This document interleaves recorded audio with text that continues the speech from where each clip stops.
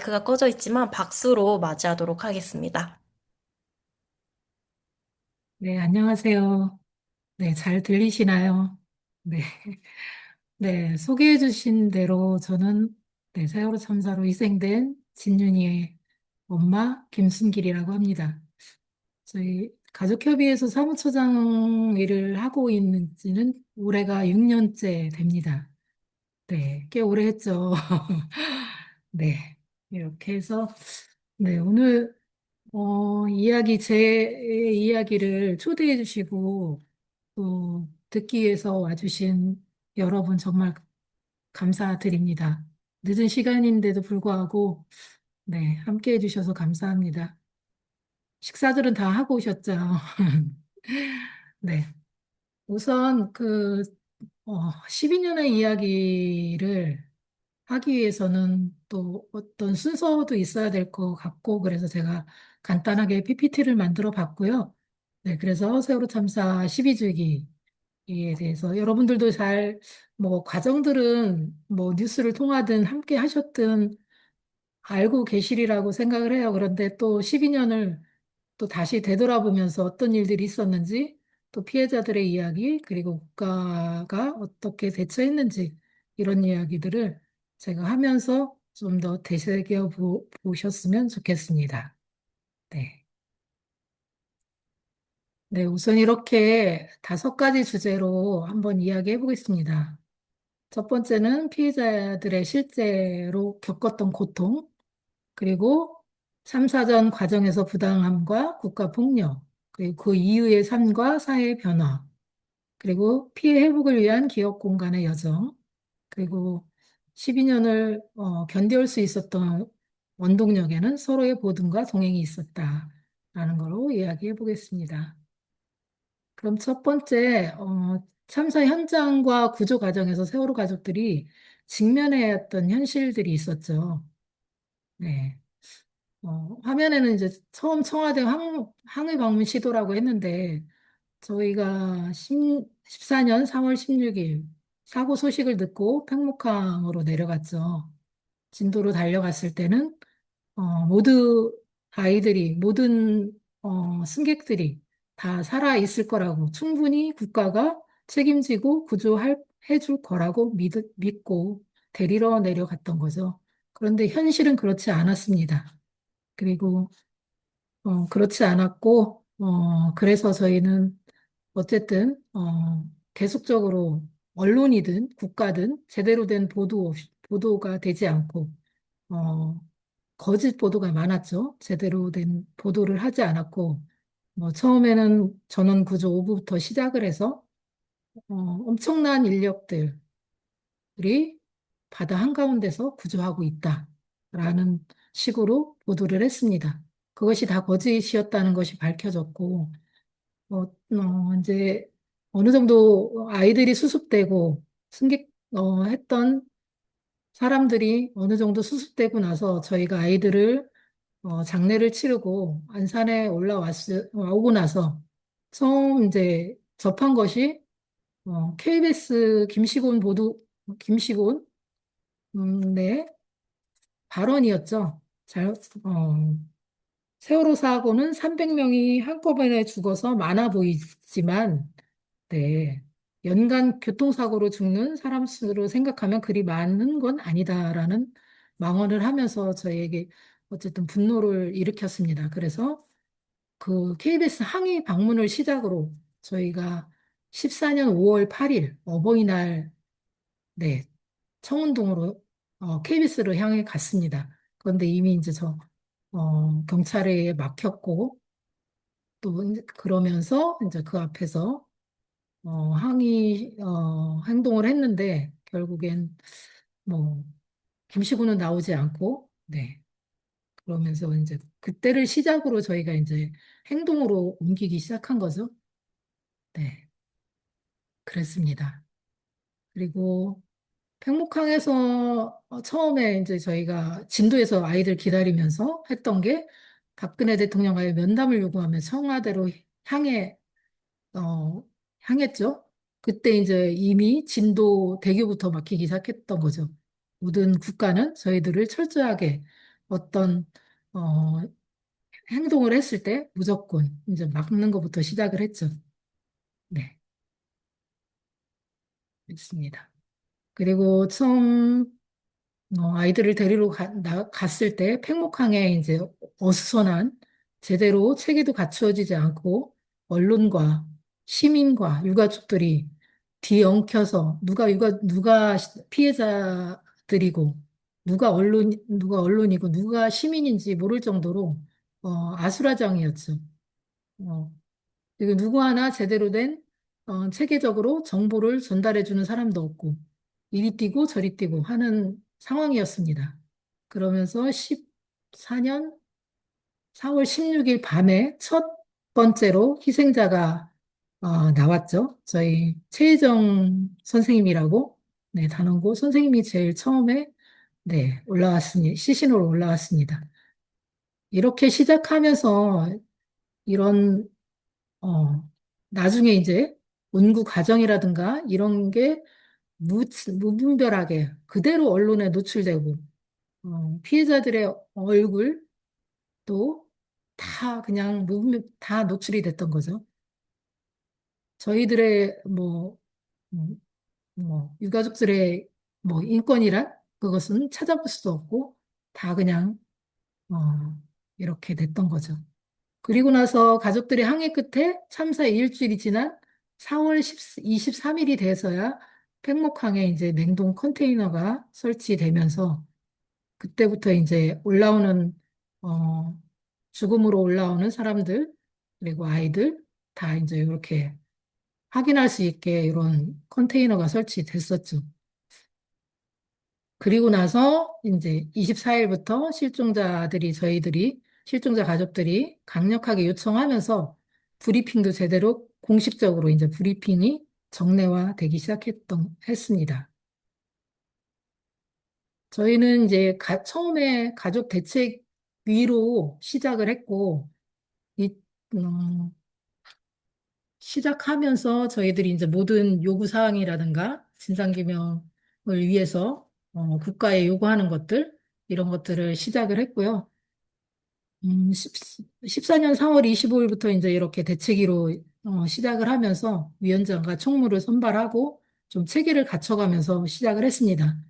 그리고 나중에는 이 가족 대책위로만 어쨌든 공식적으로 어떤 체계적으로 이루어질 수 없겠다. 법적으로 좀 더 안정되게 가족협의회가 됐으면 좋겠다라고 해서 15년 1월 25일에 이제 사단법인이라는 공식적으로 이제 만들게 됐습니다. 그런데 이 사단법인을 만드는 과정에서도 굉장히 힘들었습니다. 안산시나 경기도에서는 이 사단법인을 저희는 받아주지 않았습니다. 어, 세월호란 그 단체는 받아줄 수 없다라는 이유로 거부를 했습니다. 그래서 저희 사단법인 4.16 가족협의회의 사무실이 서울로 되어 있습니다. 지금 서울의 4.16 연대에 사무실 있죠? 그쪽으로 돼 있고 서울의 박원순 시장님이 계실 때 그때 저희 사단법인을 그쪽에서 받아주었습니다. 그래서 지금 네, 사단법인은 서울 사무실로 되어 있습니다. 이렇게 사단법인 하나 꾸리는데도 굉장히 세월호란 그 단체는 이렇게 국가가 나서서 거부를 했습니다. 이제 본격적으로 저희는 이 진상규명 활동을 시작했습니다. 그러면서 세월호 참사 특별법 제정을 해야 한다라면서 1,000만인 서명을 위해서 전국으로 저희가 버스를 타고 다니면서 전국으로 다니면서 이 서명을 해달라고 요구를 했죠. 그래서 이 수많은 사람들이 정말 이때 많이 관심 가져주시고 많이 해주셔서 한 달 만에 100만 명을 돌파했습니다. 서명이. 그리고 저 7월 1일부터 이렇게 전국으로 순회하면서 1,000만인 서명 운동을 했고, 마침내 7월 13일에 여기는 350만, 오타가 났는데요. 650만 명 서명을 받았습니다. 그래서 국회에 제출하는, 그런 조치를 했고, 마침내, 특별법 제정을 국회를 통과를 해서 이제 진상규명 활동에 돌입하게 됐죠. 특별법 제정이 국회를 통과했고, 이제 통과하면서 이제 조사기구가 만들어지죠. 특조위를 만들었는데, 어쨌든 일기 특조위는 를 만들었지만, 이것도 또 그때 당시 정부에서 조직적으로 방해를 했죠. 처음에 만들어졌지만 예산도 집행하지 않았고, 또, 어, 위원들도 제때, 저기 하지 않았고, 조사원, 조사원들도 제대로 제대로 꾸리지를 못했죠. 그러면서 굉장히 늦게 시작을 했습니다. 특조위가 발족했지만 6개월이 지난 다음에 시작을 했고 예산도 그때 가서 집행을 했고 그런 일들이 있었습니다. 그러면서 굉장히 어려움을 겪었죠. 일기 특조위가. 그리고 그렇게 늦게 시작해서 비로소 이제 조사 사건 신청 접수를 시작했는데 특조위의 정부 여당, 그 당시 지금의 야당이 여당이었죠. 여당 추천위원들의 행동 지침을 담은 해양수산부의 문건이 언론에 공개되었습니다. 그 문건에는 특조위의 청와대 조사를 막기 위해 새누리당 추천위원들을 활용하는 시나리오가 담겨 있었습니다. 어떤 시나리오냐면 조사 관련 사항은 적극 대응한다. 그리고 의결 과정상 문제를 지속 제기하고 필요시 여당 추천위원 전원 사퇴 의사를 표명한다. 이렇게까지 전면적으로 특조위가 제대로 조사도 못하고 어, 하게끔 이렇게 이런 조치들을 했습니다. 그리고 더 충격적인 것은 실제로 새누리당 추천위원들이 문건에 제시된 대로 지침에 따라 그렇게 움직였다는 것입니다. 그리고 여당 추천위원들은 특조위 청와대 조사에 반대하는 기자회견을 따로 열면서 그 자리에서 전원 총사퇴도 불사하겠다라면서 기자회견까지 열면서 특조위를 정말 조직적으로 방해했습니다. 그래서 특조위는 어쨌든 조사 기간도 다 채우지 못하고 강제 종료를 당했죠. 네, 이렇게 했습니다. 그래서 제대로 일기 특조위는 조사가 제대로 되지 않았습니다. 그래서 저희는 또다시 네, 전국의 시민과 함께 안산에서 국회까지 네, 도보행진을 시작했습니다. 네, 다음 진상규명 방해와 사찰, 피해자를 적극 적으로 돌린 국가 권력의 민낯을 보겠는데요. 저희가 강화문에서 이렇게 노숙농성을 하고 국회에서 노동성성을 하고 이런 모든 활동들을 할 때마다 이렇게 일베들의 극우들이 저희들의 저희 유가족들을 조롱하고 방해하고 이렇게 했죠. 엄청난 혐오 표현도 저희한테는 엄청나게 했습니다. 그리고 단식 현장에 쌓인 피자 상자 뭐 이런 것들을 폭식 투쟁들을 했죠. 네. 이때는 정말 저희는 자식의 죽음을 밝혀달라고 진상규명을 위해서 하는 사람들, 울고불고 하는 유가족들 옆에서 이렇게 할 수 있나, 저게 사람들인가, 정말 인간인가라는 생각이 들었습니다. 그런데 국가는 이것을 묵인했죠. 오히려 어, 정치를 하는 정치인들이 오히려 일베들에게 더 할 수 있게끔 어떤, 어, 저기를 제공하고, 어, 해서 더 많이 할 수 있게끔 더 정보를 더 줬다는 게 더 큰 국가의 민낯이라고 볼 수 있습니다. 가장 저희가 이런 진상규명 활동하면서 경찰 폭력에 엄청나게 당했죠. 지금은 이때 이후로 없어지긴 했는데, 어, 캡사이신과 물대포 맞아보신 분이 있으실까요? 저희는 처음으로 이렇게 그동안에 민주주의를 위해 싸웠던 사람들에게 이런 폭력들이 있었구나라는 것을 알았습니다. 직접, 아이를 보내고 놓고 나서야 이것을 저희도 경험하게 됐던 거죠. 이때 일주기 추모 집회 때는 정말 굉장히 더 심했죠. 살수차를 동원해서 네, 이렇게 사람들을 향해서 정말 살인적인 행위를 저질렀다고 볼 수 있습니다. 이때 기억나시나요? 백남기 어르신이 이때 이 물대포에 맞아서 나중에 네, 안타깝게 돌아가시기도 했습니다.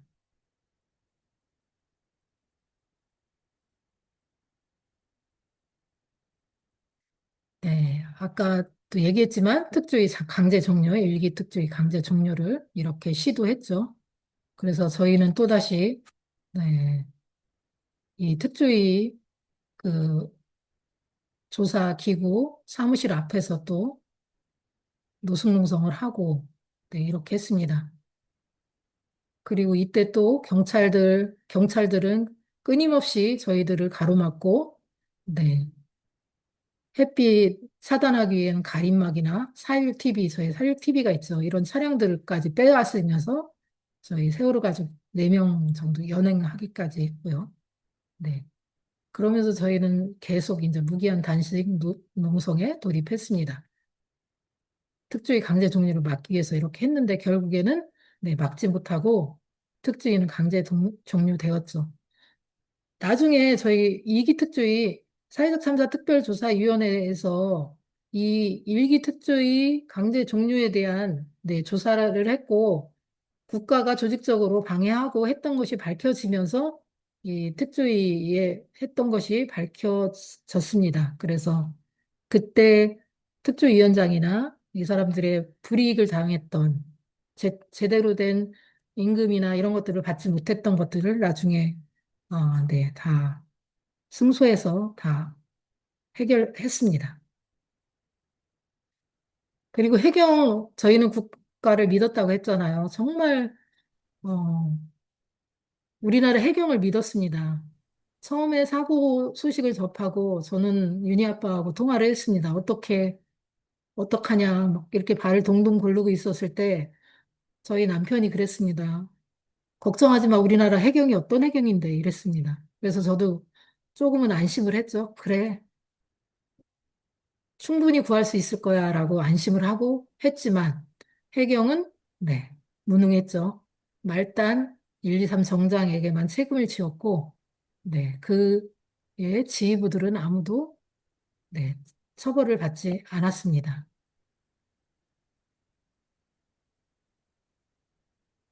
그리고 나중에 이제 네, 이 대법원까지 갔지만 사참위에서도 구조 방기에 대한 네, 국가 책임이라는 것과 해경이 구조하지 않았다는 것은 네, 밝혀졌습니다. 그런데 왜 구조하지 않았는지는 밝히지 못했다. 왜 아무도 내리지 않았냐, 명령을 내리지 않았냐. 현장에 출동한 해, 어, 현장에 출동한 사람들에게 왜 살출하라는 명령을 하지 않았냐라는 것들을 했는데, 네, 왜 하지 않았는지는 아무도 이야기를 하지 않습니다. 그리고 대법원까지 갔지만 대법원에서 다 무죄를 어, 선고했습니다. 그 무죄의 선고 이유가 그거였습니다. 현장 상황을 잘 몰랐다라는 이유로 지휘부들에게 다 무죄를 내렸습니다. 이것은 그러면 현장에 누가 출동하려고 하겠습니까? 현장에 간 사람들에게만 다 책임을 지우는데 이런 선례를 남겼다라고 볼 수 있습니다. 그리고 저희는 계속 이제 박근혜 탄핵을 함께 했죠. 박근혜 탄핵을 할 때는 저희 세월호 가족들이 항상 제일 앞에 있었고 했습니다. 그런데 네, 박근혜 대통령의 헌재의 결정에 파면 이후에 세월호는 없었다는 거 여러분 알고 계시죠?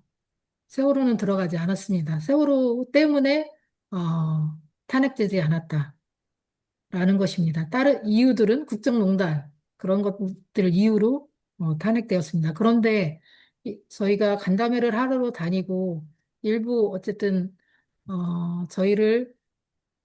저희에게 이제 손가락질하고 세월호를 너무 팔아먹는다 이런 사람들도 지금 박근혜 어쨌든 그쪽을 두둔하는 사람들은 지금도 그럽니다. 왜 세월호를 인해 박근혜가 탄핵시켰냐? 라는 이제 이야기를 합니다. 근데 저희는 확실하게 얘기하죠. 그런 사람들에게. 박근혜가 탄핵될 때 세월호로 인해서 탄핵된 건 없습니다. 아직 세월호 참사로 박근혜에게 죄를 묻지 못했습니다. 라는 것입니다. 아, 네. 나중에 너무나 저희가 나중에 이렇게 억울하고 박근혜에게 아무런 죄도 묻지 못했는데 네, 다시 사면되었죠. 그 사면된 거에 너무나 저희는 억울해했습니다. 이런 과정들이 있으면서 저희는 어쨌든 그래도 잊지 않고 세월호 참사를 잊지 않는 많은 사람들에게 어떻게 하면 잊지 않게 할까? 기억은 왜 중요한가라는 것을 끊임없이 얘기했습니다. 그리고 세월호 참사에 를 목격한 많은 국민들이 세월호 참사 이전과 이후는 좀 달라야 되지 않겠냐라는 이야기를 많이 했습니다. 그래서 함께하는 사람들도 많았고, 그랬습니다. 그래서 저희는 그 전에 모든 사고, 사건, 참사, 큰 참사들을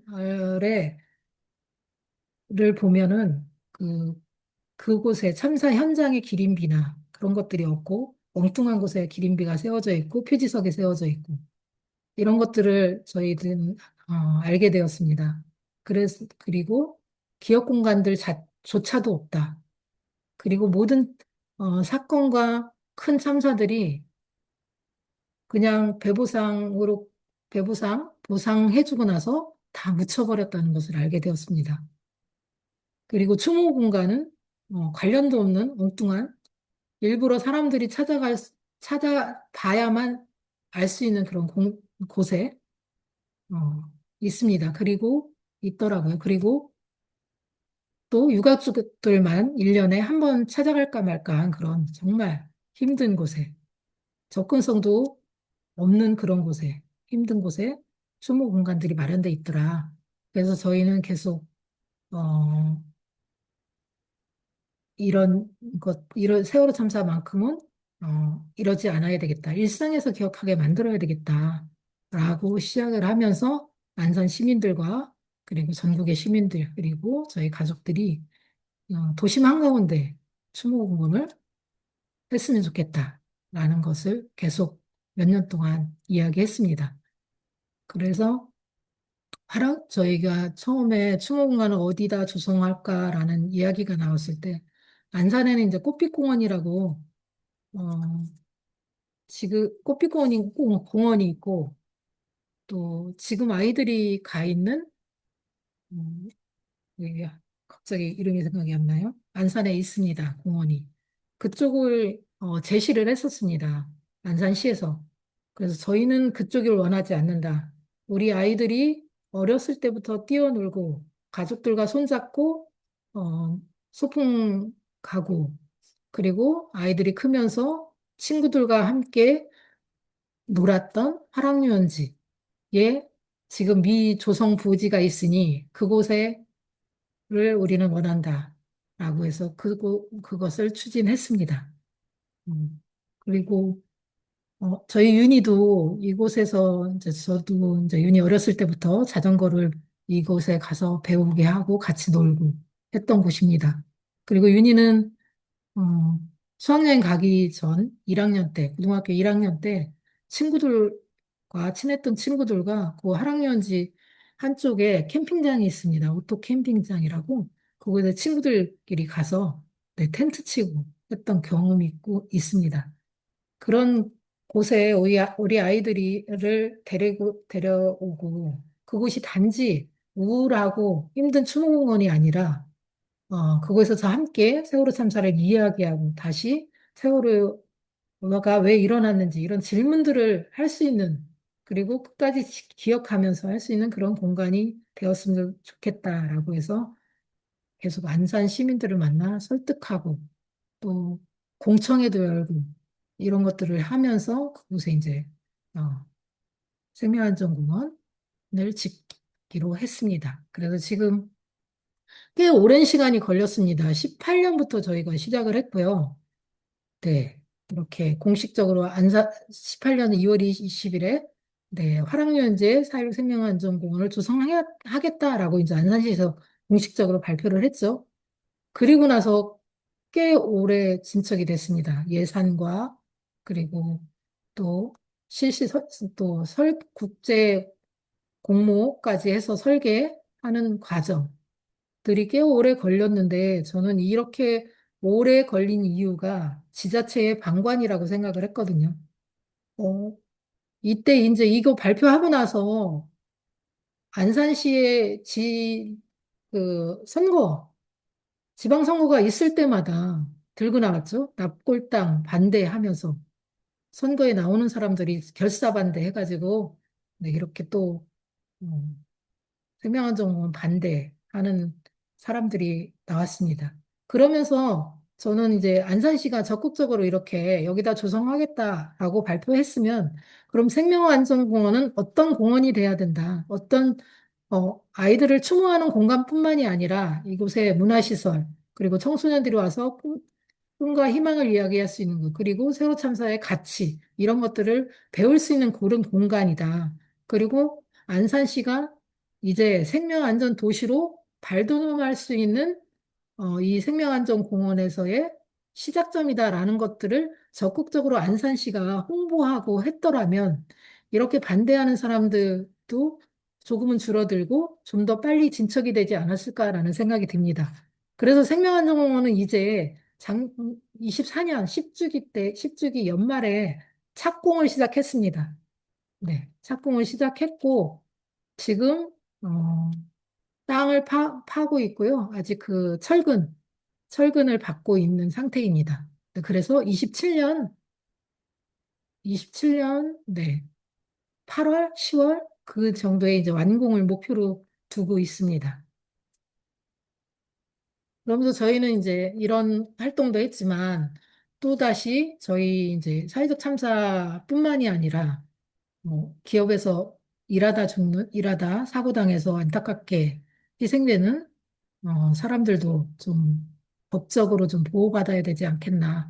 예, 그래서 기업처벌법 제정 축구 기자회견도 함께 했고 이것은 어쨌든 네.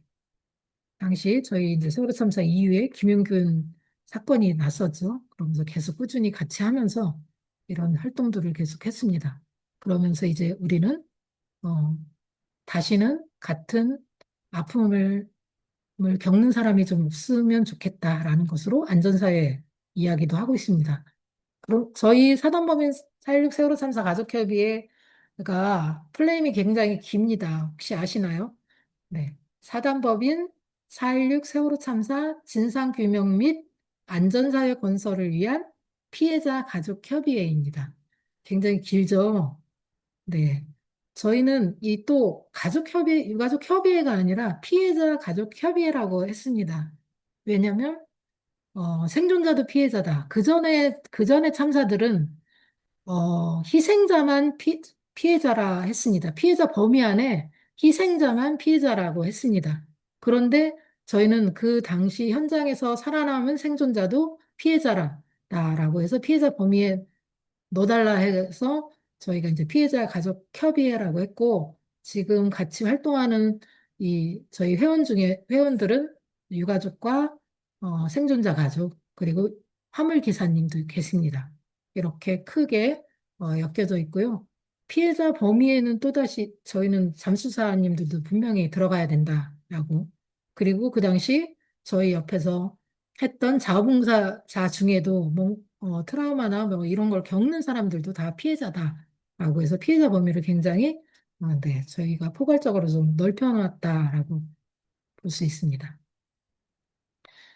그러면 이제 아까 이제 사회자님도 얘기하셨지만 네, 생명안전기본법 제정 네, 운동을 했습니다. 생명안전기본법 제정은 발의가 된 지는 꽤 됐습니다. 6년 전에 발의가 되었고요. 6년 전에 이제 우원식 국회의장을 비롯해서 당시 국회의원들과 민변, 그리고 시민단체, 그리고 저희 가족협의회가 이 저희 나라에는, 국가에는 재난안전법이 있긴 합니다. 그런데 그 재난안전법에는 그냥, 기본법이지만 그 안에 피해자의 권리라든가 아니면 제대로 된 안전, 그러니까 예방 차원의 그런 것들을 보호받을 수 있는 그런 법들이 제대로 되어 있지 않다고 합니다. 그래서, 계속적으로 이제 그때부터 세월 참사 이후부터 이런 시민의 안전을 위해서 이런 기본법이 좀 필요하지 않겠나라고 해서 민변과 이렇게 시민사회단체, 국회의원, 그리고 저희 가족회의가 꾸준히 이제 이 이야기들을 했었습니다. 그래서 생명안전기본법 같은 기본법이 있어야 되겠다라고 하면서 6년 전에 발의는 했었습니다. 그런데 통과를 못했죠. 통과를 계속 못했습니다. 여기에는 이제 이 생명난 기본법에는 중요하게 들어가 있는 것들이 피해자의 권리, 피해자들에게도 권리가 있다. 피해자는 누구나 어느 날 갑자기 어 저기 뭐야, 불쌍한 사람으로 내몰리는 것이 아니라 누구에게나 일어날 수 있는 일이다. 라는 것 때문에, 그리고 피해자의 권리에는 진상규명을 요구할 권리, 모여서 말할 권리, 또 배부상을 받을 권리, 뭐 이런 8가지 이제 피해자의 권리 조항이 있는데요. 이런 것들을 이런 것들이 이제 권리로 담아져 있는 피해자의 권리가 들어가 있고, 또 하나 모든 참사들이 일어날 때마다 저희가 특별법 제정을 외치잖아요. 그리고 조사기구를 만들어 달라고 하잖아요. 그런데 이 특별법을 만들고 조사기구를 만드는 동안 시간이 너무나 지나버리는 거예요. 1년, 2년 후에나 조사기구가 만들어지면서 이미 증거들은 사라지고 또 그 현장을 알았던 사람들에게는 기억이 없다. 기억에서 사라지고 이런 일들이 발생해서 여기에는 상설 조사기구가 필요하다. 상시적으로 발동할 수 있는, 네, 독립적 조사기구가 필요하다라고 해서 그 조사기구를 넣었습니다. 그래서 무슨 일이 발생하든, 무슨 참사가 발생하든, 바로 그 독립적 조사기구가, 발족해서 바로 이제 조사를 할 수 있게끔 그런 것들을 담았고, 또 하나는 어쨌든 시민의 안전권, 누구나 안전할 권리가 있다. 네, 시민의 안전권. 그리고 중요한 것은 안전영향평가 제도. 우리가 환경영향평가제도라는 거 들어보셨죠?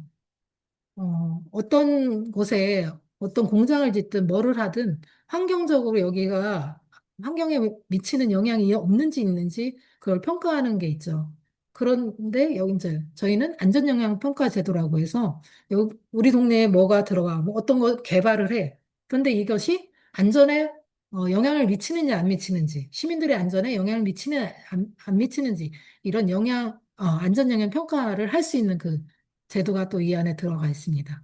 그리고 뭐 5년계로 종합 뭐 계획을 할 수 있는 그런 것들이 다 들어가 있고, 가장 중요했던 것은 법을 만들 때 우리가 계속 국민은이라고 나오잖아요. 모든 국민은 이렇게 만들잖아요. 그런데 여기에는 모든 사람이라고 했습니다. 모든 사람이라고 한 것은 네. 이태원 참사 같은, 그러니까 이주민들이 우리나라에 많이 들어와 있죠. 이주민도 포함될 수 있고, 또 우리나라에 여행 와가지고 사고를 당하는 사람들도 있잖아요. 이태원 참사 같은 경우 볼 때 그렇잖아요. 외국인들이 보호받을 수 있는 것, 이런 것들을 해서 모든 사람이라고 했습니다. 근데 여기서 이제 가장 쟁점이 됐던 게, 어, 어쨌든 여당과 야당의 이것을 심의하는 쪽에서 가장 반대했던 게 이제 독립적 조사기구와 이 모든 사람이라는 거였어요. 이런 것들이 합의가 잘 안 되면서 이렇게 6년이라는 시간이 걸리면서 이제, 네. 저희 12주기 지나서 4월 말일쯤에 이게 통과가 되었습니다. 네, 이제 통과가 되었고요. 이제 시행법이 남아 있습니다. 시행법을 얼마나 잘 만드느냐에 따라서 이 생명안전기본법이 잘 우리 시민들에게 정말 필요한 사고가 나기 전에 예방할 수 있고 또 사고가 어쩔 수 없이 사고가 났더라도 그 법에 따라서 잘 저기 법적으로 보호받을 수 있게 이렇게 되어야 되겠습니다. 그래서 관심 가져주셨으면 좋겠습니다. 네. 네, 그렇습니다. 생명안전기본법이 이렇게 힘들게 만들어졌습니다. 원래는 이게 12주기 전에 이재명 대통령도 어쨌든 생명안전을 이야기하잖아요. 그러면서 12주기 전에 생명안전기본법 통과를 시키겠다라고 약속을 했었습니다. 그런데 이제 그 약속은 지키지 못하셨고, 네, 12주기 때 저희 세월호 참사 기억식에 역대 대통령들이 세 번 정도, 세 번 바뀌면서 한 번도 저희 기억식에 오지 않았었는데, 이 약속을 이재명 대통령이 지키신 거죠. 네, 이렇게 그랬습니다. 그리고 저희는 이제 재난참사 피해자 연대를 발족시켰다고 했는데요. 저희가 4.16 재단을 만들었습니다. 특별법상 4.16 재단을 만들게 되어 있었고요.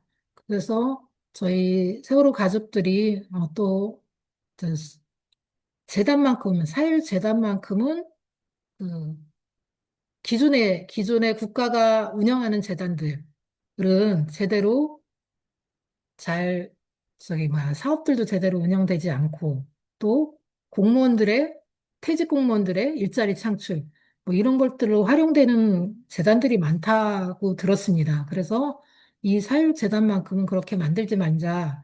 우리 가족들이 출연하고 시민들이 함께 해서 사육재단을 만들자라고 해서 저희 세월호 가족들이 500만 원씩 한 가정당 500만 원씩 출연을 했습니다. 그리고 시민들에게 전국으로 저희가 다니면서 사회복재단을 이렇게 운영했으면 좋겠습니다. 라고 하면서 시민기억위원들을 모집을 했습니다.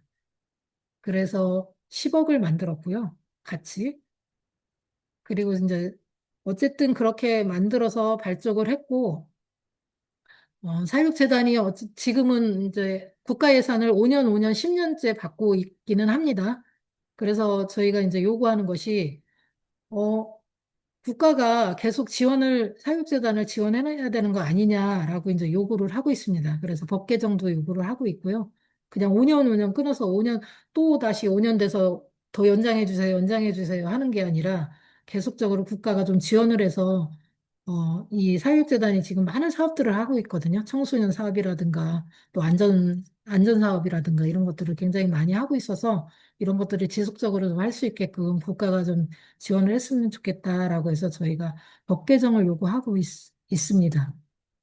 그리고 이 사육재단이 이제 그러면 재난참사 피해자 연대를 좀 만들면 어떻겠냐라고 이제 저희 세월호 가족들에게 요구를 했고 저희 가족협의회가 이제 그 참사 유가족들을 만나러 다니기 시작했습니다.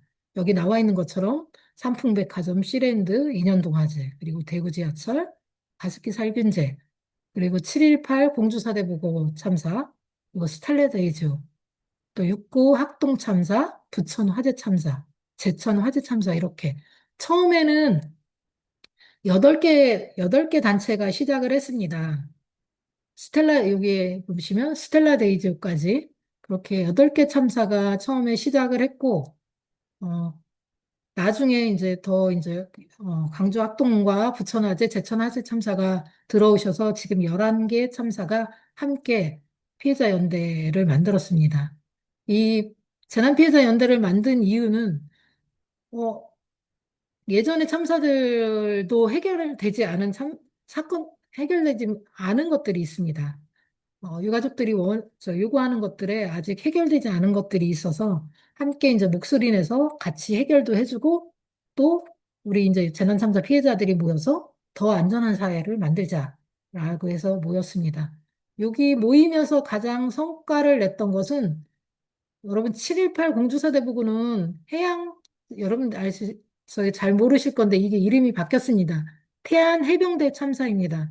이때 고등학생들이, 그 공주사대부고 고등학생들이 태안 해병대 캠프 병영 체험을 갔다가 5명이 다섯 명이 네, 돌아오지 못한 참사입니다. 요 공주사대보고 같은 경우는 너무 이게 저희 세월호 참사 나기 1년 전, 13년도에 일어났던 참사입니다. 그래서, 이제, 그 다음에 저희 세월호 참사가 일어나면서 이분들은 이제 자기네가 너무 소수 인원이어서 묻혔다라고 이야기는 했습니다. 그래서, 저희가 이제 사육재단이 만나면서 공주사대부고의 그 백서, 백서도 발간했고요. 그리고 또 하나 성과를 이뤘던 거는 지금 삼풍백화점도 그 관련도 없는 양재숲 공원에 시민의 숲에 추모비가 설치돼 있잖아요. 그래서 매년 이제 거기서 추모제를 하는데요. 그리고 삼풍백화점의 그 유해 수습도 제대로 안 돼서 난지도의 쓰레기장에서 뼈조각을 찾고 막 이랬잖아요. 그래서 아직도 못 찾은 유가족들이 있습니다. 그래서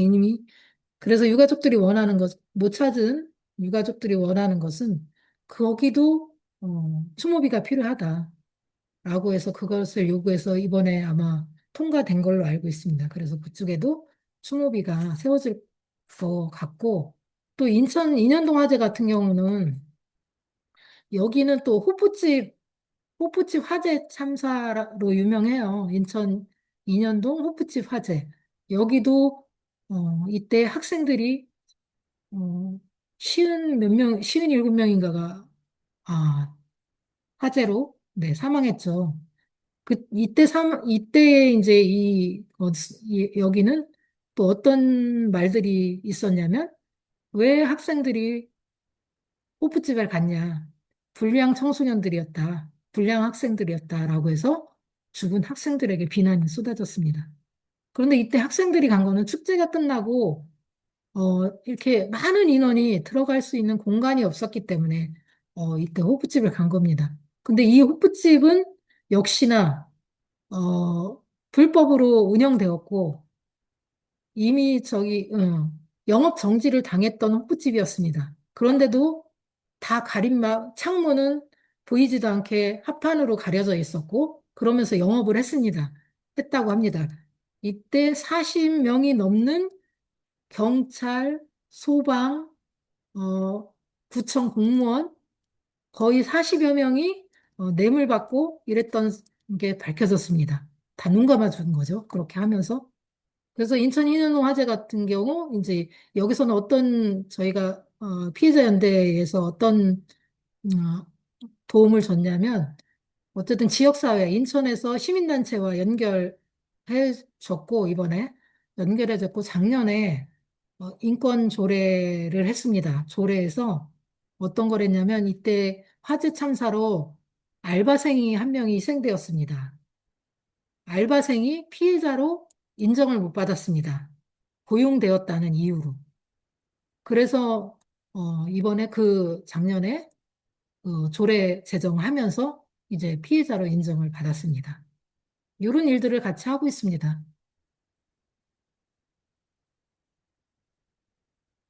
네. 저희가 가장 중요하게 생각하는 것은 어쨌든 피해자들의 회복이고 거죠. 요즘 많이 이제 이야기들을 합니다. 여러분들은 회복되고 있나요? 라는 이야기들을 합니다. 근데 회복이라는 이 용어 를 어떻게 정의 내리냐에 따라서 달라질 거라고 생각을 하기도 하는데요. 제 나름으로는. 어, 저한테 이제 그런 질문을 할 때, 회복되어 가고 있나요? 라고 할 때, 저는 네. 이렇게 견디고, 어쨌든 이 참사를 이제 어쨌든 제가 받아들이고, 이렇게 꾸준히 활동하고, 어, 안전사회를 위해서 열심히 활동하는 것. 이것은 제가 회복되어 가고 있다고 이야기할 수 있습니다라고 저는 이렇게 이야기를 하거든요. 네.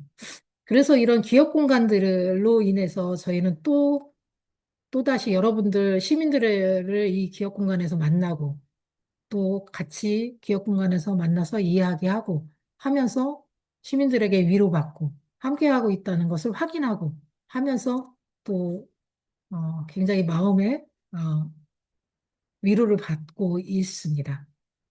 광화문 이제 기업 공간이 처음에 광화문 농성장에 있다가 네. 강화문 재구조 사업으로 인해서 이제 철거 위기에 있었죠. 그때 이제 저희가 그대로 존치해달라 했지만 어쨌든 거기가 재구조를 우리는 방해하면 안 되겠다라고 해서 추후에 그럼 강화문으로 다시 돌아갈 수 있는 그런 여지를 남겨두고 이제 시의회 앞에 기업 공간을 그게 작게 이제 옮겨가긴 했습니다. 그런데 이제 아직도 그 이후에 그 서울시장과의 그 협의체는 한 번도 제대로 이루어지지 않았죠.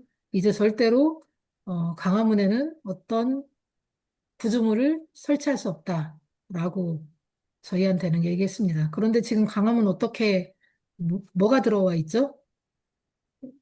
네, 받들어총, 네, 전쟁, 네, 그것을 설치했습니다. 그리고 시위 앞에 지금 있는 기업 공간이 처음에 그쪽으로 옮겨갈 때는 시의원들이 민주당이 다수였습니다. 그래서 그곳에 이제 그 건축물 설치하고 나서 네, 그 자리를 면제받았습니다. 사용료를 면제받았었습니다. 그런데 그 이후에 또다시 이제 그 시의원이 이쪽 다수가 국힘으로 되면서 네, 불법 건축물이다. 철거해달라. 그리고 변상금도 지금 네, 과태료 계속 나오고 그러면서 그 이제 저희가 몇 년 동안 못 냈던 변상금을 계속 이제 분할 납부하면서 네, 저희 가협과 사회연대가 굉장히 어려움을 겪고 있습니다. 그래서 이 변상금 이미 납부된 과태료는 면제받을 수 없다고 하더라고요. 어느 쪽이 되든 그렇다고 합니다. 그래서 올해 어쨌든 선거를 잘 치러서 시장을 바꿔보려고 했으나 네, 되지 않았습니다. 그런데 조금 희망을 가질 수 있는 건 서울시 의회 의원들이 다수가 더불어민주당이라고 합니다. 그래서 조금 더 그 사용료를 면제받을 수 있는 희망을 조금 걸어보고 있습니다. 그래서 기업 공간이 왜 중요하냐면 이쪽으로 옮길 때도 이 기업 공간, 시의회 앞에 기업 공간을 건축물을 지을 때 시민들의 후원금으로, 네, 후원금으로 이 건축물을 지을 수 있었습니다. 그리고 지금도 계속 여기서를 지키고 있는 것이 시민들입니다. 그리고 그러면 관련도 없는 왜 광화문 서울시에다 이 기업 공간을 마련하려고 하냐라는 분들도 계실 겁니다. 그런데 네. 그런데 저희는 강화문 광장에서 세월호 참사로 인해서 국가의 부재, 국가의 무능, 국가의 폭력 이런 것들을 너무나 많은 분들이 목격하게 됐죠. 그것들을 이야기하면서 모든 시민들이 거기서 함께 싸웠던 굉장히 중요하다. 그래서 서울시에 그래서 계속적으로 저희가 이렇게 밖에 없으면 그리고 세월호만 계속 이렇게 이 기업 공간에서 세월호만 이야기할 게 아니라 저희는 이제 어떤 서울에서 어떤 그 건물이나 이런 것들을 해서 시민 안전센터를 만들면 어떻겠냐라고 추후에 그런 제안을 하려고 합니다. 이태원 참사도 있잖아요. 그래서 이태원 참사 기업 공간도 지금 거기도 이제 안정적인 건 아니잖아요. 지금 1년 지금 연장을 하고 있는 거라, 그렇게 안정적인 어떤 것들이 마련해주면 같이 여러 참사뿐만이 아니라, 우리 안전하게 해서 모든 재난 참사들의 어떤 역사적인 이런 것들을, 어, 교육하고 배울 수 있는 이런 안전 시민센터가 있으면 좋겠다라는 것들로 또 이야기하고 있습니다. 네. 그리고 팽목은 저희 아이들이 처음 죽음으로 맞이했던 곳이죠. 이곳이 아직도 이렇게 컨테이너로 있습니다. 팽목기업관 우리 아이들이 있습니다. 그리고 여기를, 어, 계속적으로 저희는 여기에 기린비와 표지석이 필요하다. 그리고 기업 공간이 필요하다. 이곳에서도 세월호 참사를 이야기할 수 있는, 그리고 진도 어민들도 분명 피해자잖아요. 그때 어업을 못하고 네, 생계를 이어가지 못했던 진도 시민들도 국민들도 다 피해자였다. 그런 이야기를 할 수 있는 기업 공간이 필요하다라고 해서 요구를 했었습니다. 그런데 이게 진도군가 한 번도 이런 제대로 된 진도군이 제대로 된 요구를 들어주지 않았습니다. 어, 그래서 저희가 아직도 어, 계속적으로 그 가족들이 내려가서 네, 순번을 정해서 내려가서 2박 3일씩 네, 지킴이 활동을 하고 있습니다. 근데 이번에 이제 이재명 정부 들어서면서 저희 이제 가족들이 요구하는 사항에 이 팽목 기업관이 진척을 이루고 있습니다. 저희 만났을 때, 어, 진도가 무슨 돈이 있다고, 이거 국가 책임이니까 국가에서 해야지. 라고 하면서 바로, 착수하게끔 만들어서 지금 진도군과 해수부와, 어, 같이 이제 논의해서 이번에 설계 용역이 들어갔고요.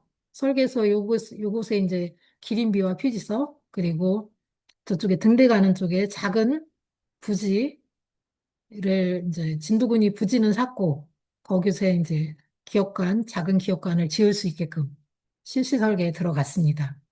네. 그래서 올해 안에 아마 이쪽이 이제 선착장으로 진도군에서 개발을 한다고 해서 빨리 진도군은 이제 빼주길 원하고, 그럼 저희는 착공까지 가야 우리는 빼줄 수 있다.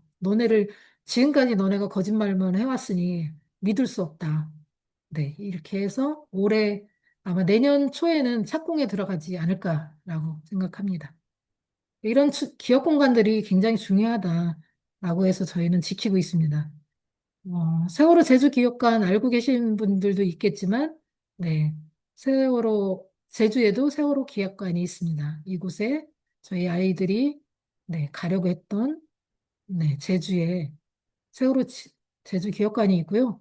여기는 이제 가족협의회와 이제 MOU를 맺었고, 저희 가족협의회 산하 세월호 제주기업관입니다. 근데 여기는 이제 그 평화쉼터를 운영하시는 신동훈 대표라고 아실지 모르겠지만 신동훈 대표님이 네, 주관해서 운영위원으로 계시면서 여기는 이제 상시적으로 지키고 있고 여기 이제 지금도 사삼 가는 길목에 있습니다. 그래서 가시다가 세월호 기업관이 있네 하고 들어오셔서 많은 분들이 지금 네, 다녀오고 있습니다. 그리고 제주에서는 또 다른 작은 기억터들이 생겨나고 있습니다.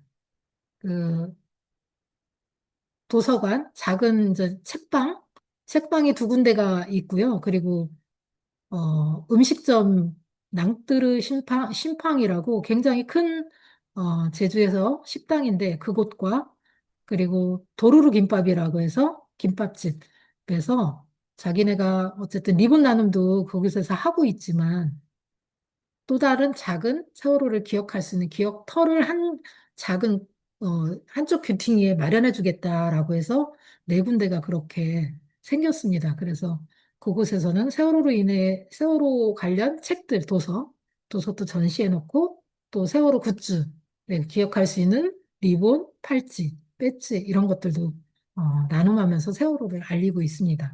혹시 제주 가시면 네, 한번 네, 찾아서 들려봐 주시면 감사하겠습니다.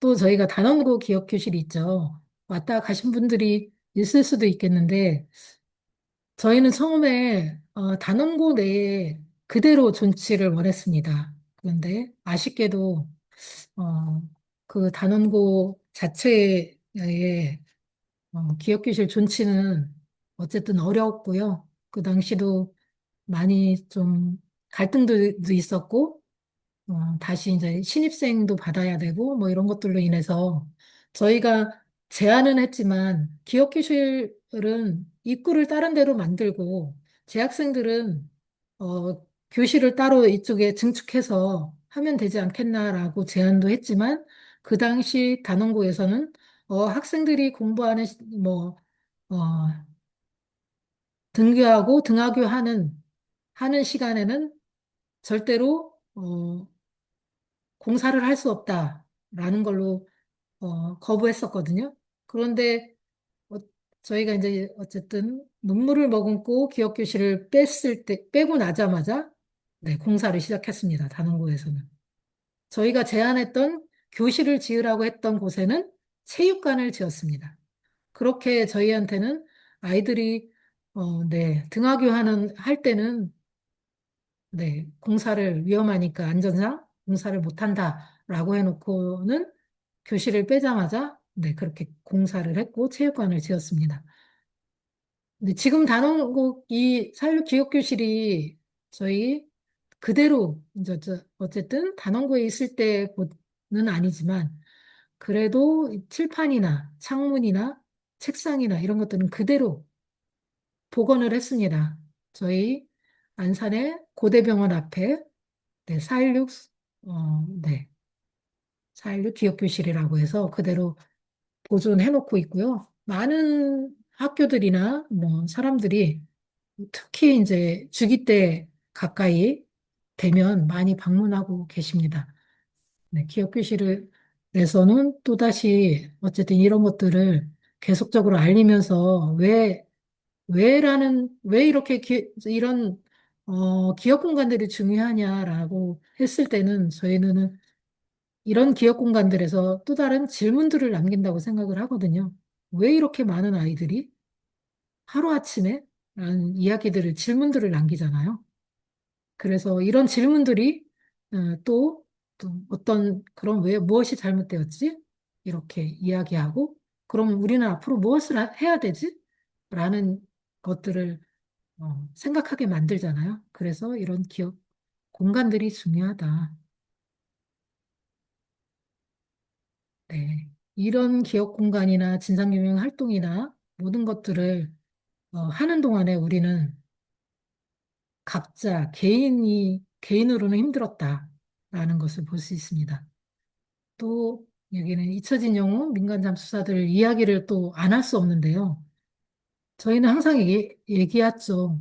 아직도 미수자들이 있긴 하죠. 끝까지 찾으려고 했지만, 끝까지 수습하려고 했지만, 못했다고 아직도 이제 민간 잠수사님들을 만나면 그게 가장 아직도 가슴에 남고 마음이 불편하다고 하십니다. 그 304명을 다 수습하려고 했지만, 어, 그 해경과 정부에 의해서 중간에 쫓겨났죠. 다 미수자들이 남아있는 상태에서 민간 잠수사들이 나올 수밖에 없었습니다. 그래서 지금도 트라우마에 시달리는 잠수사님들도 계시고, 또 아시다시피 이 김관웅 잠수사님은 특히 더 힘들어 하시다가 트라우마로 인해서 스스로 이제 아이들한테 가셨죠. 그래서 이 민간잠 수사들에게 저희는 우리 아이들을 어쨌든 가족 품으로 돌아올 수 있게 해줘서 너무나 감사하다고 항상 이야기를 했었습니다. 그리고 지금도 감사하고 그런데 이 잠수병이라는 것이 있다고 합니다. 근데 잠수병이 있어서 그렇게 오랜 시간 잠수를 하면 안 된다고 합니다. 그리고 한 번 들어갔다 나오면 몇 시간을 그 감압을 해야 되는데 어, 세월호 때 이 민간 잠수사님들 25분은 그것을 제대로 못하고 그거 할 시간도 없이 계속 교대를 짜서 하루에도 두세 번씩 들어갔다 나오셨잖아요. 그래서 더 지금 그 잠수병이 심하신 거죠. 그래서 골개사, 이게 뼈가 썩어 들어가는 거래요. 물이 차서. 그런 것, 그리고 마비, 그리고 트라우마. 아직 뭐, 잠자다가 아이들이 보여서, 정말 그 깜짝깜짝 놀라서 깨어나신다고 하더라고요. 그 지금도, 이 이후에, 이 김관웅 잠수사뿐만이 아니라 벌써 세 분이 돌아가셨거든요. 그 당시 이제 현장에서 돌아가신 분 한 분이 계셨고, 그 이후에 작년하고 올해 잠수사님들이 한 분, 두 분? 그래서 돌아가셨어요.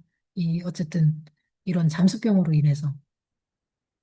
그리고 이 김관웅 잠수사님 돌아가시고 나서 김관웅법이 생겼습니다. 그래서 모든 치료나 이런 것들은 국가에서 해주게끔 되어 있는데 아직도 이 관련을 뭘 증명하는 데 힘들다고 합니다.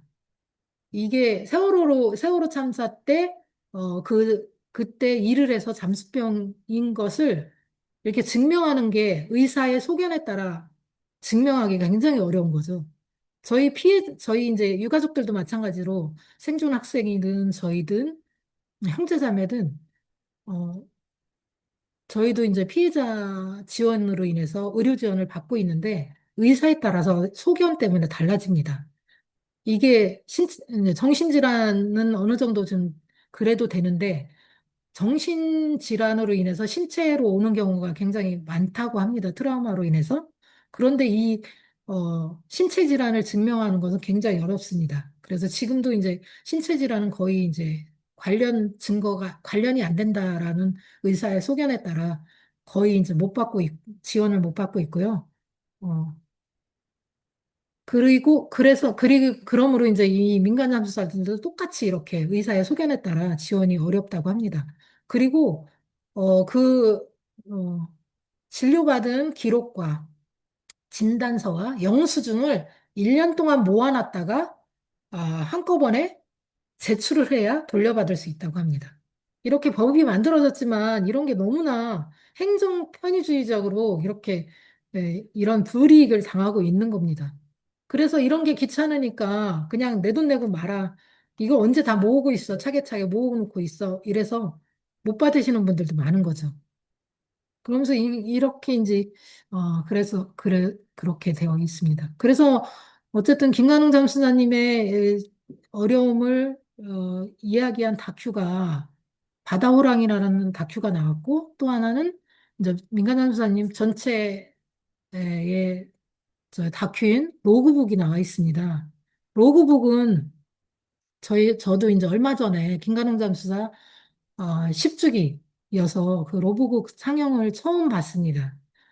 근데 이제 감독님도 저희 유가족들한테 선뜻 이 로그북을 상영을 권하지 못했다고 하더라고요.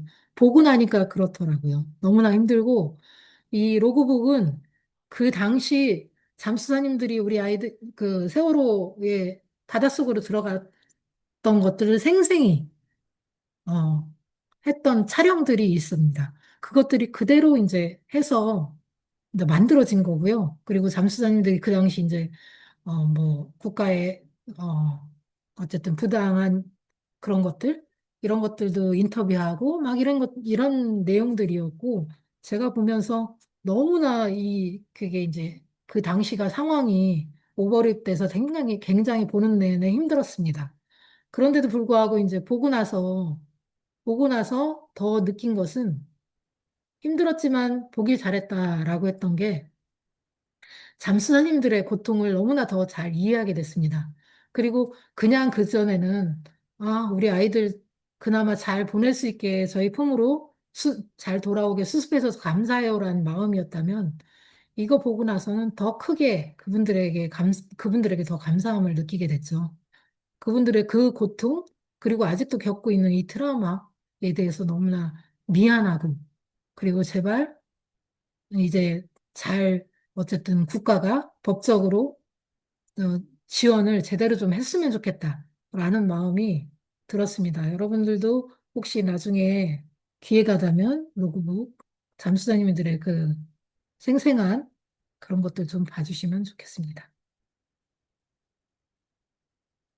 그리고 아까도 얘기했지만 이제 재단이 만들어져서 저희가 이제 피해자 지원 그리고 안전문화 사업 또 기업가 추모 사업 이런 것들도 하고 기록물이 가장 중요하다고 생각했기 때문에 저희 세월호 참사 기록물은 굉장히 많습니다. 저희 가족협의가 초창기부터 모아왔던 그런 기록물들 그리고 특조위 기록물 4차 사회적 참사 특별조사위원회 2기 그때 기록물들 이런 것들이 굉장히 많습니다. 그래서 어쨌든 이 기록물을 잘 정리해서 아카이브 해야 되겠다라는 그 생각을 해서 그냥 저희는 가족협의회는 그냥 모아놓기만 했었죠. 근데 그래서 재단에서 이제 기록 관련된 것 아카이브 하기 위해서 이제 다 정리를 했죠. 제대로 좀 정리를 해서 사육재단에 들어가면 이제 기록물 아카이브 가 있습니다. 거기에 이제 아직 다 공개될 것과 공개하지 않을 것도 있고, 그래서 그런 것 이제 천천히 올리고 있습니다. 그래서 한번, 네, 이 아카이브에도 들어가 보시면 세월호 참사의 그런 기록물도 확인할 수 있을 것 같습니다. 네. 그리고, 네. 저희 4.16 약속 국민연대가 있습니다. 어, 이거 바꾸라고 그랬는데, 네, 안 바뀌어졌군요. 4월 16일에 약속 국민연대입니다. 네, 4월 16일에 약속 국민연대이고, 처음에는 그냥 단체 700여 개가 넘는 이 단체들이 모여서 4월 16일에 국민약속연대를 만들었었죠. 세월호 참사로 인해서. 그랬다가 이제 나중에 시- 개별 후원, 개별 이제 시민들을 모집하면서, 네, 지금 굉장히 처음에 이제 1주기, 2주기 지나면서 거의 10,000명 가까이, 네, 회원들이 모였습니다. 굉장한 거죠. 그러다 이제 10년이 지나고 하니까 지금 거의 이제 반으로, 회원들이 줄어들긴 했습니다. 그런데도 불구하고 10년 동안을 이렇게 세로 참사로 인해서 시민들이 그대로 이렇게 하고 있다는 것은 굉장한 일이죠. 그래서 어쨌든 4.16 연대가 지금 세월호 참사 진상규명 활동만은 하는 것은 아니고 지금 다른 그 이후에 일어났던 참사들, 이태원 참사, 그리고 지금 제주도 항공 참사, 그리고 저희 피해자 연대 만들어진 어, 11개 참사, 그리고 어쨌든 생명 안전을 위해서, 사회를 위해서 이런 것들을 계속 하고 있죠. 그리고 아까 생명안전기본법 통과시키는데도 굉장히 또 같이 하고 있습니다. 그리고 사회견대에서 가장 중요하게 하는 것들은 어쨌든 저희 세로 참사 진상규명은 저희 가족협의회와 끊을 수 없는 어, 활동이고요. 그래서 아직 이재명 정부 들어서면서 저희가 요구하는 것들이 있죠. 어, 어쨌든 국가 책임 인정 사과하라는 것은 이재명 대통령이 기억식에 12주기 때 왔던 걸로 저희는 그래 그 오심으로 인해서 정확하게 인정한다고 사과하는 메시지는 내지는 않았지만 그래도 온 걸로 어느 정도 위로는 됐다라고 생각하는 것이고요. 또 하나는 사회적 참사 특별조사위원회가 1기 특조위 말고 2기 특조위 사회적 참사 특별조사위원회가 3년 6개월 조사 끝에 3년 6개월 조사를 마무리하면서 사, 사참이 권고를 냈습니다. 국가에 요구하는 권고 사항이 있습니다. 82개 정도가 됐고요. 이것은 가습기 살균제가와 세월호 참사 두 개 합쳐서죠. 그래서 권고한 사항들이 있는데 요것들을 이행하라. 국가가 이행해야 되는데 아직도 이행하지 않는 것들이 있습니다. 뭐 해양 사고, 뭐 안전법, 해양 선박법 이런 것들은 조금 이제 많이 법들이 개정되고 많이 어느 정도 이행이 됐다고 해요. 그런데 어쨌든 권고 사항에는 어, 미흡한 세월 참사에 추가 조사가 필요하다라는 것들도 있습니다. 이런 것들, 그리고 피해자들의 지원, 권리라든가 이런 것들도 정확하게 이행하라라는 것들이 많은 것들이 아직 국가에서 이행해야 될 것들이 있습니다. 그래서 국가에 지금 요구하는 것들은 그 사참이 권고사항을 이행하라는 것도 있고 또 하나는 추가 진상규명이 필요하다. 그거에는 어, 어, 세월호 침몰 원인이 제대로 밝혀지지 않았잖아요. 가설로만 아직도 남아있죠. 내인설, 그러니까 솔레노이드 밸브 고착이다라는 것과 그리고 외력일 가능성이 있다라고 해서 아직도 그냥 가설로만 남아 있습니다. 그런데 정확하게 과학적 증거라든가 어떤 이런 것들이 밝혀지지 않았기 때문에 사참위에서도 위원들이 이걸 받지를 않은 거죠. 그래서 두 가지 설로 그대로 남아 있고요. 이거에 따라서는 우리는 그동안 그 요구했던 공개해달라고 했던 기록물들이 공개되지 않았다라고 보는 겁니다. 대통령 기록물, 네, 그것 세월호로 인한 대통령 기록물이 공개돼야 된다. 그리고 기무사 국정원이 저희 불법 사찰하면서 세월호 때 했던 그런 기록물들. 그리고 해군 자료가 저희는 해군 레이더 기록물이 꼭 필요하다. 그런데 한 번도 이제 해군 거는 받아본 적이 없습니다. 이런 것들이 저, 남김없이 공개되고 이것들을 조사한 다음 어떤 것이 추가적으로 더 조사해야 하는지가 나올 수 있다고 생각하거든요. 그래서 이런 것들을 요구하고 있고, 그래서 4.16 연대와 저희 가족협의회가 계속 그런 것들을 요구하면서 활동을 하고 있습니다. 그래서 4.16 연대에도 관심을 좀 가져주셨으면 좋겠습니다. 그래서 좀 광고를 하자면 내일, 네, 26일 내일 4.16 연대가 10주년이거든요. 10년 만에 처음으로 후원의 밤을 합니다. 네, 그래서 요즘 좀 다른 사업들을 이렇게 할 때 좀 아직 이제 4.16 연대가 좀 재정적으로 좀 힘들어지고, 아까 서울시의회 기업공간 과태료를 내고 있다고 그랬잖아요. 그것 때문에 이제 조금 힘들어져서 네, 후원의 밤을 합니다. 네, 그래서 그 장소가 어디든 네, 사일랜드 홈페이지 들어가시면 네, 좀 관심을 가져주시면 좋겠습니다. 그리고 전국에는 아직도 저희가 힘을 받고 있는 곳들이 많죠. 4.16이라는 활동들을 하고 있는 곳들이 많습니다. 가장 제가 이제 힘을 얻었던 곳이 처음에 14년도에 세월호 참사가 나고 나자 여기는 강주 시민상조라고 해서 3년상을 치르는 강주 시민상조가 생겼습니다. 그래서 저희가 이제 광주로 처음에 법원 갈 때마다 네, 거기 시민상조 모임에서 나오셔서 저희들을 맞아주시고 함께 법원에도 같이 가주시고 이렇게 하면서 3년 동안 유지하시다가 3년 상이니까 이제 그만해야지 할 줄 알았는데 계속 아직까지 이어지고 있습니다. 그런 것들이 있고 또 대구에 가장 어쨌든 보수 지역은 대구에서 4.16 네, 네, 대구가 있습니다. 네, 이렇게 대구 4.16연대가 있습니다. 지금 서울의 4.16연대에 사무처장 겸 집행위원장을 하고 계시는 분이 이 대구 4.16연대의 집행위원장이었던 김선우라는 분이 지금 서울로 착출돼서 올라오셔서 네, 4.16연대를 잘 이끌어 가고 계십니다. 올해 거의 8년째 네, 잘 이끌어 가고 계십니다. 대구에서도 이렇게 이제 보수 지역에서도 네, 5곳에나 아직도 하고 있고요.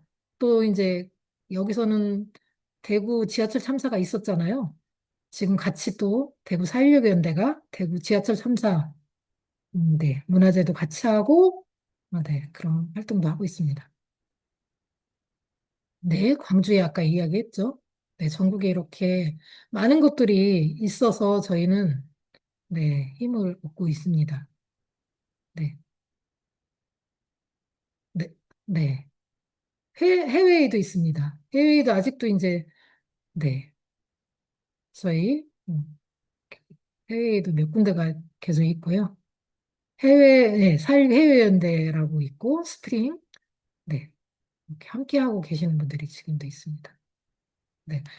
그러면서 저희는 이렇게 시민들이 함께하는 곳도 있지만, 가장 저희가 견딜 수 있었던 건 유가족들끼리 같은 아픔을 가진 사람들이 모여 있었기 때문에 가능했습니다.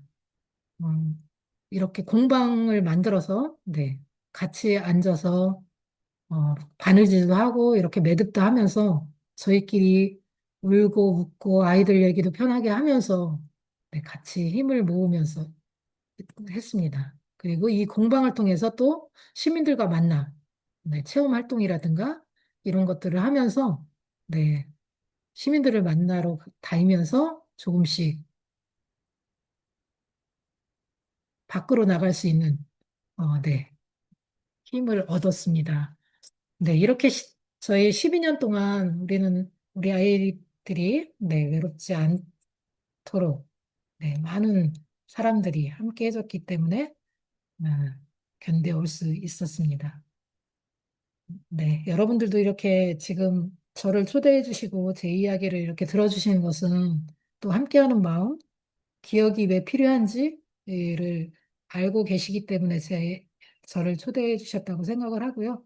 또 앞으로도 계속 갈 수 있는 것은 또 함께 기억하면서 함께 안전사회를 만들어 가겠다는 약속이라고 생각을 합니다. 네, 그 길에 네, 함께 해주셔서 감사하고 앞으로도 함께 해주시길 바라겠습니다. 어쨌든 네, 긴 시간 들어주셔서 감사합니다. 네, 고맙습니다.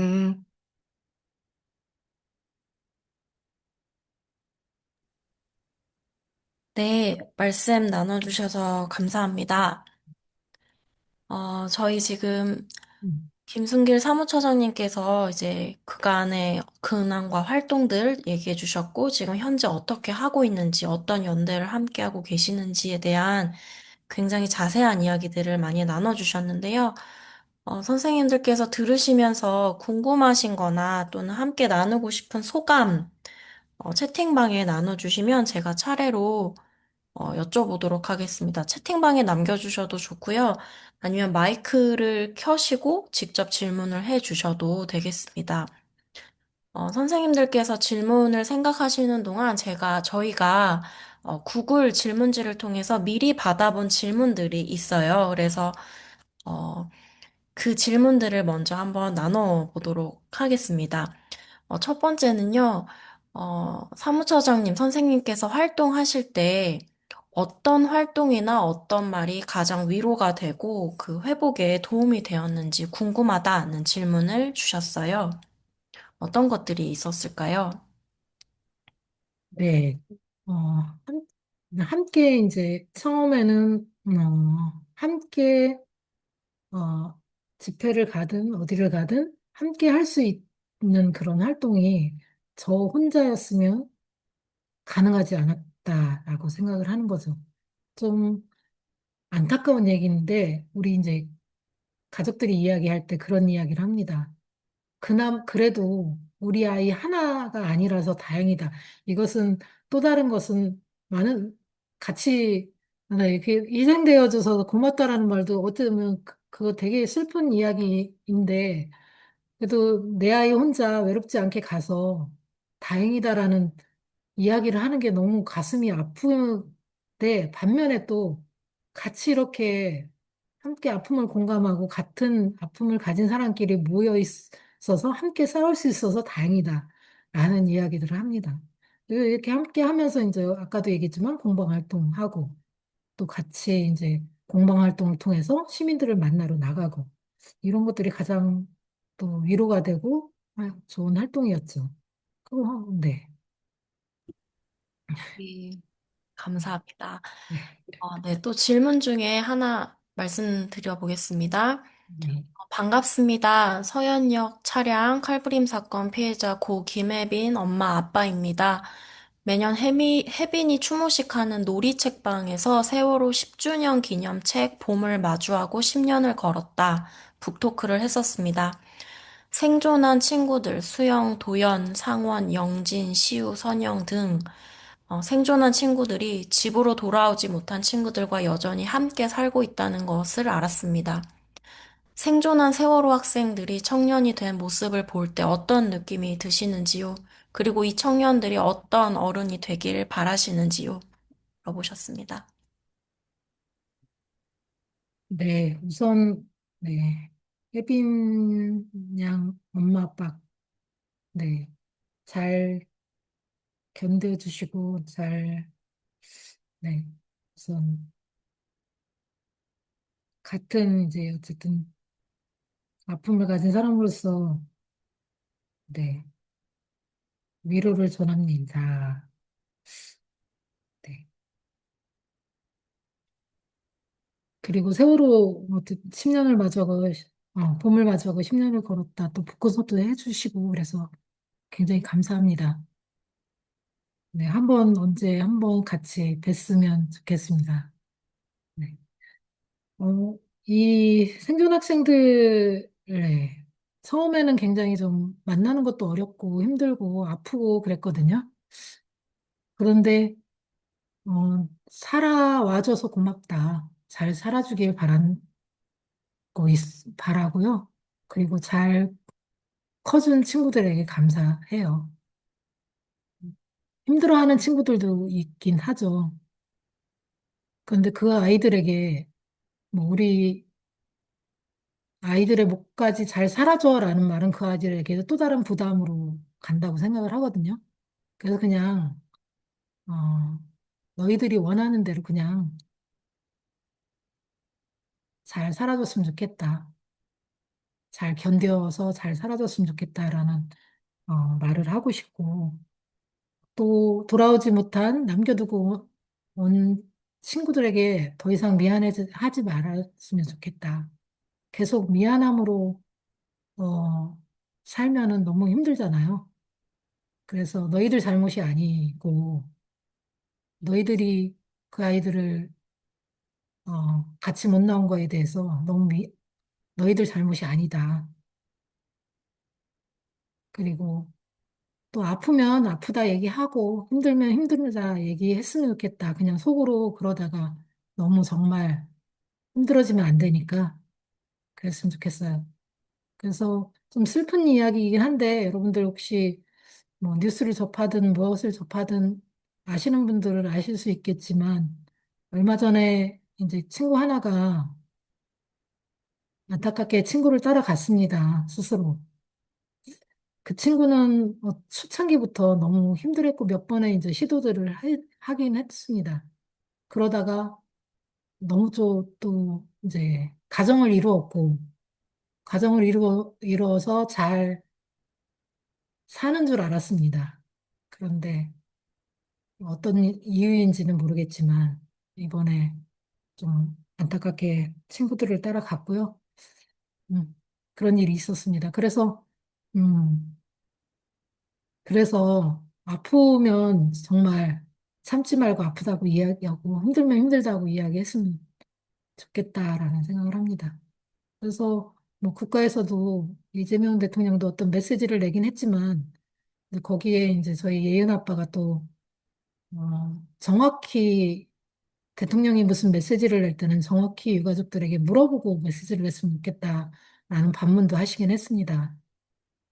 정말 어떤 지원이 필요한지를 유가족들을 그리고 생존 아이들에게 물어봐 달라라는 이야기를 했으냐. 그냥 겉에서 보는 누군가 제대로 알지도 못하고 내는 메시지에 따라서 그렇게 어, 국가의 수장이 그런 메시지를 내지 않았으면 좋겠다라는 이야기를 했습니다. 그래서 아마 네, 네, 그랬습니다. 네, 감사합니다. 다음 질문은요. 현 사회 또는 학교에서 피해자의 보호와 회복을 위해 마련된 최소한의 장치는 무엇이라고 생각하시는지 궁금합니다. 그리고 그것이 현실적으로 피해자에게 실질적인 도움이 된다고 보시는지도 궁금합니다. 이렇게 질문을 주셨어요. 네. 뭐 학교에선 저희 때도 마찬가지였지만 그건 있었죠. 그냥 심리 상담 뭐 따로 이렇게 뭐 위클래스라고 해서 형제자매 아이들에게 학교에서 그런 보호 상담 이런 게 있었습니다. 그런데 그거를 또 원하지 않는 아이들도 있었어요. 왜냐하면 그거로 인해서 어, 그 수업 시간에 이 아이가 없는 상태는 없다는 것은 어쨌든 그 상담이나 거기 간 거잖아요. 그래서 모든 아이들로부터 그게 노출되는 거죠. 이 아이가 세월호 생존자, 아니, 세월호 희생자의 뭐 형제자매다라는 것. 이런 것들로 인해서 또는, 어, 그 이후에 이제, 그 형제자매나 생존 아이들의 특혜 논란도 있었잖아요. 그런 걸로 인해서 친구들 사이에, 쟤는 어떤 특혜를 받고 있어. 이런 것들로 이제 또 시선들이 이제 그 아이들한테 고스란히 갔던 거죠. 그걸로 인해서 굉장히 또 힘들어했고, 또, 또다시 또 어떤 피해를 본 아이들도 있고, 심적으로 피해를 본 아이들도 있고, 어, 저의 이제 아이의 이야기를 하자면, 윤희는 이제 동생이 있었는데, 동생이 이제 고 중3이었고, 그 당시. 그 이후에 이제 고등학교 가고, 고등학교 때 졸업 발표를 하면서, 졸업작품 발표하면서 이제 친구들 사이에 이제 그 졸업작품이, 윤희 동생이 냈던 졸업작품이 상을 받으면서 이게 시기가 붙은 거예요. 친구들과 안에 뭔가 특혜가 있었다라는 그런 걸로 이제 불이익을 당했죠. SNS 상에서 공격을 당했죠. 윤희 동생이. 그러므로 해서 그때부터 이제 친구들과의 차단, 학교도 졸업도 가지 않고, 이제 거기서 굉장히 상처를 받아서 완전히 이제 지금 거의 이제 조금은 사회에 대한 불신? 이런 걸로 인해서 목적과 희망을 잃어버린 살 희망과 목적을 이 없는 아이가 돼버렸어요. 이게 이제 저한테는 굉장히 앞으로 남은 숙제입니다. 얘를 어떻게 이제 잘 살아가게 만들까라는 것입니다. 그래서 이렇게 이제 그거는 윤희 동생뿐만이 아니라 또 다른 형제자매도 분명히 이런 일을 당했던 아이들이 있을 거라고 생각을 합니다. 그래서 학교에서 이렇게 드러내놓고 어떤 이런 참사가 있을 때 형제자매나 이 형제자매들한테 이렇게 드러내놓고 이런 거를 하지 않았으면 좋겠다라는 것이 했으면 좋겠다. 그게 이제 2차 피해잖아요. 2차 피해가 가지 않게끔 어떤 제도나 이런 것들을 잘 마련했으면 좋겠다라는 거죠. 그리고 뭐 학교에서도 세월호 참사 이후에 생존 수영 이런 것들도 생기면서 지금 또 그런 것들이 되고 있잖아요. 근데 이것은 우리는 그때 생존 수영이 막 생기면서 저희는 이제 화가 났던 게 우리 아이들이 수영을 못해서 못 나온 게 살아 돌아오지 못한 게 아니었잖아요. 그런데 왜 다 이제 배가 침몰하면 생존해서 다 나올 수 있고 해야 된다라고 해서 생존 수영이 그렇게 이제 확산됐는지도 그게 이제 화가 났던 거죠. 근데 당시에 또 세월호 안에서 선실 안에서 우리 아이들은 다 구명조끼를 입고 있었습니다. 근데 그게 잘못된 상식이었다는 거 아세요? 선실 안에서 구명조끼를 입고 있으면 배가 침몰하고 물이 들어오는 상태에서는 탈출이 어렵습니다. 부력 때문에. 그리고 이게 이렇게 그리고 통로가 굉장히 좁아요. 배 자체가. 그래서 잠수사들이 그 아이들 수습하러 들어갔을 때도 겨우 이 산소통과 이거를 더 매야 되는데 하나밖에 못 메고 들어갔던 이유가 좁기 때문이었습니다. 그 통로들이. 그런데 아무것도 모르는 선원이나 선장, 이 사람들도 선원들도 안전 수칙을 하나도 몰랐던 거잖아요. 무조건 구명조끼를 입고 기다려라고 했잖아요. 구명조끼는 갑판 위로 올라왔을 때 탈출하기 직전에 입어야 되는 거예요.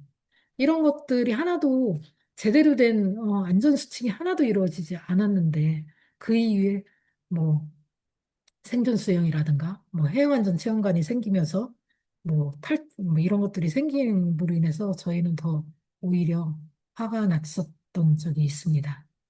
그런데 지금 이제 이런 것들이 현 사회에서 조금씩 어쨌든 제도적으로 조금은 바뀌어가고 있다고 하는데 현실에서는 어떻게 어, 적용되는지는 모르겠어요. 지금도 이제 안전교육들에도 다 이루어지긴 하죠. 근데 안전교육도 저희도 이제 안산에서 초등학생이나 노인정을 상대로 안전교육을 나가고 있습니다. 저희 부모들이. 네. 그런데, 어, 안전교육을 할 때 대부분 비장애인 위주로 하잖아요. 비장애인 위주로. 몸이 불편한 아이들이 어떻게 먼저 저기 해야 되는지, 이런 것들이 먼저 교육적으로 이루어져야 되는데, 그냥 비장애인 위주로 안전교육들이 실시된다. 아직도 그런 일들이 있다라고 보고요. 네. 그리고 사회에서는 어쨌든, 네, 우리 사회에서는 똑같이 뭐 심리 의료 지원들이 된다고 하지만 여전히 어, 어떤 의사의 소견에 따라서 지원이 제대로 안 된다. 아까도 얘기했지만 잠수사도 그렇고 피해자 유가족들도 마찬가지로 의사의 판단에 따라서 이게 지원이 되고 지원을 못 받는다라는 것입니다. 그, 음, 네. 답이 됐나요? 네. 네. 네, 감사합니다. 혹시 또 계속 들으시면서 여기 화면 켜신 분들 중에 질문이나 궁금한 거 있으시면 주저 마시고, 네, 기회를 가져가시기 바랍니다. 사실 다른 분들이 질문해 주신 게 많은데요. 없으시면 제가 또 그럼 남겨주신 회원분들의 질문을 읽어볼까 하는데요. 네, 궁금한 게 있으시면 언제든지 채팅창이나 마이크를 켜시고 손을 드시고 표시해 주시면 감사하겠습니다. 네, 그럼 저희 회원들이 남겨준 질문 중에 또 다른 질문을 드려보도록 하겠습니다. 국민주권 정부는 세월호 가족의 간절한 요구에 대해 이전의 정부들과 다른 점이 있을까요? 라는 질문이 있었고요. 또 연결되는 질문으로 하나 더 말씀드리면, 세월호 12주기가 될 때까지 가족들의 요구가 이루어지지 않은 가장 큰 이유는 무엇일까요? 저희가 어떻게 하는 것이 가장 큰 도움이 될까요? 라는 질문이 있었습니다. 네. 네. 이 정부에 들어서는 어쨌든 저희의 요구에 가장 빠르게 와닿는 것은 아까도 얘기했지만 팽목항에 기린비와 표지석이 이제 설치될 거고 기업 공간까지 마련되는 게 이제 시작되었다. 이 대통령 한마디로 바로 이제 진행되는 것, 이것이 가장 빠르게 진행되고 있고요.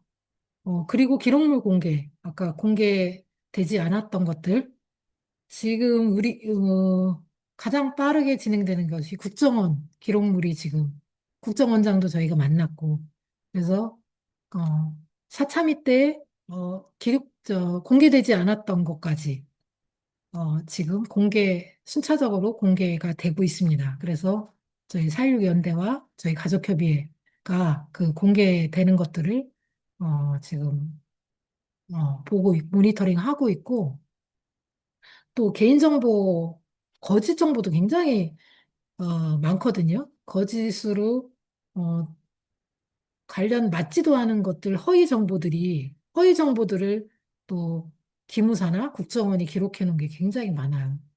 정말. 그런 것들도 저희가 개인정보 요구를 해서 그것들도 차례대로 이제 공개될 예정에 있습니다.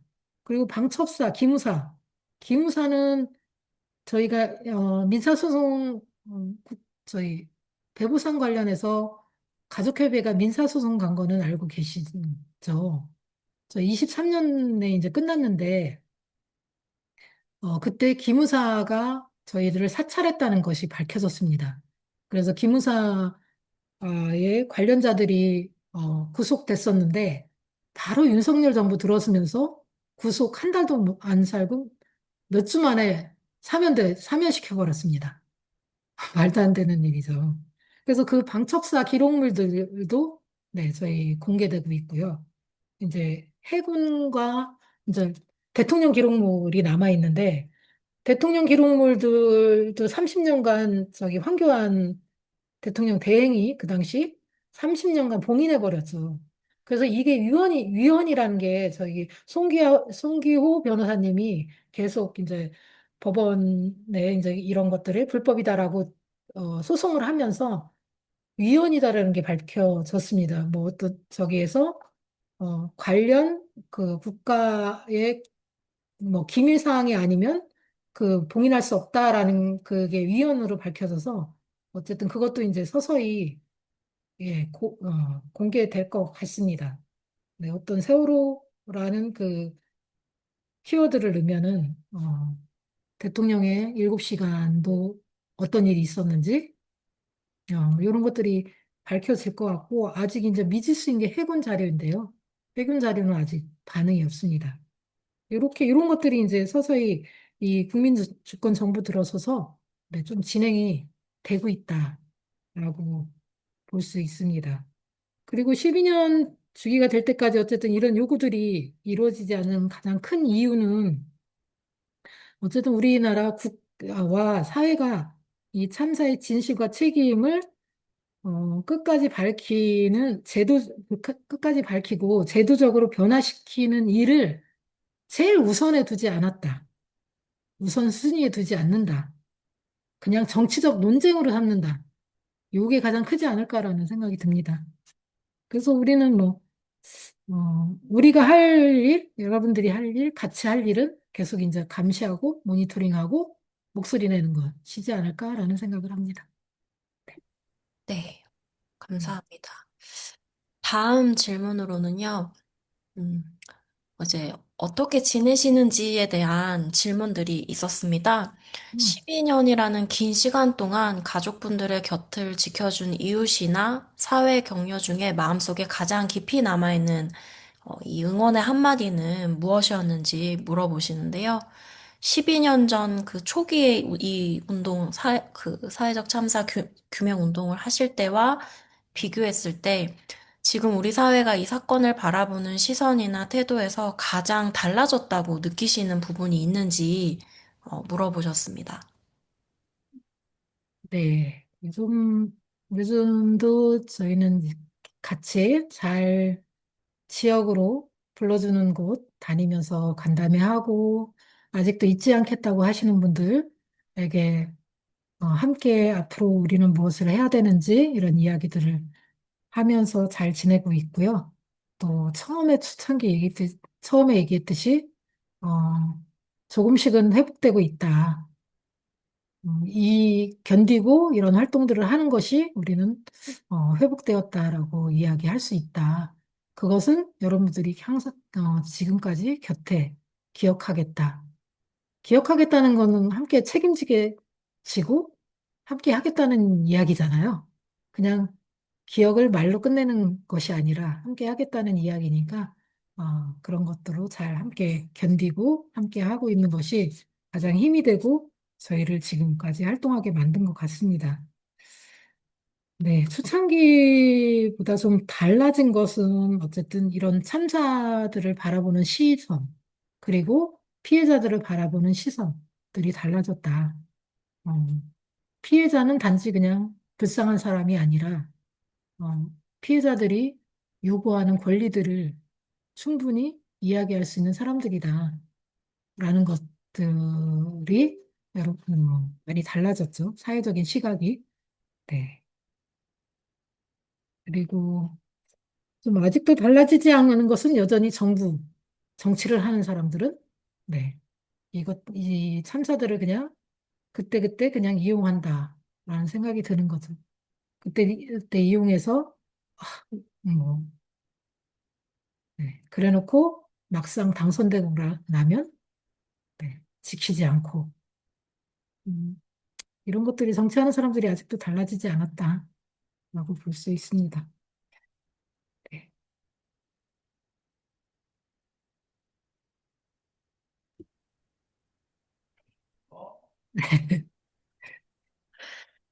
네, 오늘 이야기 나눠주신 사무처장님께 드리는 질문인 것 같아요. 요즘 좀 어떻게 지내고 계신지 궁금합니다. 네, 건강하신지, 일상을 잘 살아가고 계신지를 물어보셨어요. 어떠실까요? 네. 음, 그냥 활동하지 않으면 정말 힘들 것 같아요. 그냥 저는 이렇게 여기저기 이제 활동하고 또 다른 재난 참사들 유가족들과 같이 하고 또 그들의 그들이 아직 해결되지 않은 것들, 또 저희가 경험한 것들, 세월호 참사 12년을 진상규명 활동을 하면서 경험했던 것들을 같이 공유하고 조언하고 같이 해결해 나가기 위해서 노력하고 이런 활동들을 하면서 굉장히 좀 잘 하고 있다라고 느끼고 건강은 뭐 나이 들면 다 아픈 곳들 네 나이 들면 다 아픈 곳들 생기기도 하고요. 네 그렇습니다. 그래서 잘 지내고 있습니다. 그, 여러분들도 건강 잘 지키셨으면 좋겠습니다. 가장 아픈 게, 지금까지 해왔던 여러분들이 곁에서 정말 꾸준히 했던 사람들의 부재 소식이 들릴 때입니다.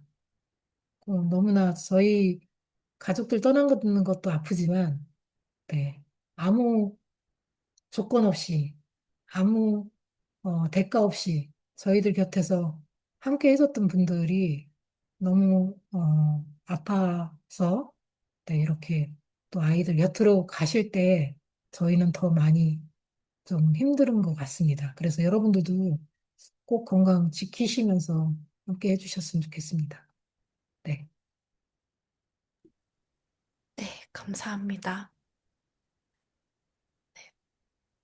마지막 질문인데요. 저희가 어떻게 더 일상 속에서 세월호를 잊지 않고 기억하기 위해서, 그리고 말씀 주셨던 더 안전한 사회를 만들기 위해서 우리가 각자의 자리에서 어떻게 작은 노력과 실천을 할 수 있을지 어머니의 생각을 듣고 싶다고 이제 마지막 질문을 주셨습니다. 네. 음, 뭐 기억해서 놓지 않는 것이고, 근데 이런 참사들을 그냥 슬픔으로만 기억하지 말았으면 좋겠다. 네, 슬픈 일이었지만 또다시 이 슬픔을 이겨내고 안전한 사회, 생명 존중되는 사회를 만들기 위해서 또 그것을 기억하고 그러면 그 참사들별로 무엇이 잘못됐고 무엇을 제도적으로 바꿔야 되는지 이런 것들을 좀 같이 힘써서 바꿔나갔으면 좋겠습니다. 네. 그, 뭐 여러분들은 더 저보다 더 많이 또 여러 방면에서 활동하고 계시니까 하시고 계시리라 믿습니다. 네, 네. 네, 오늘 어, 음, 긴 시간, 네.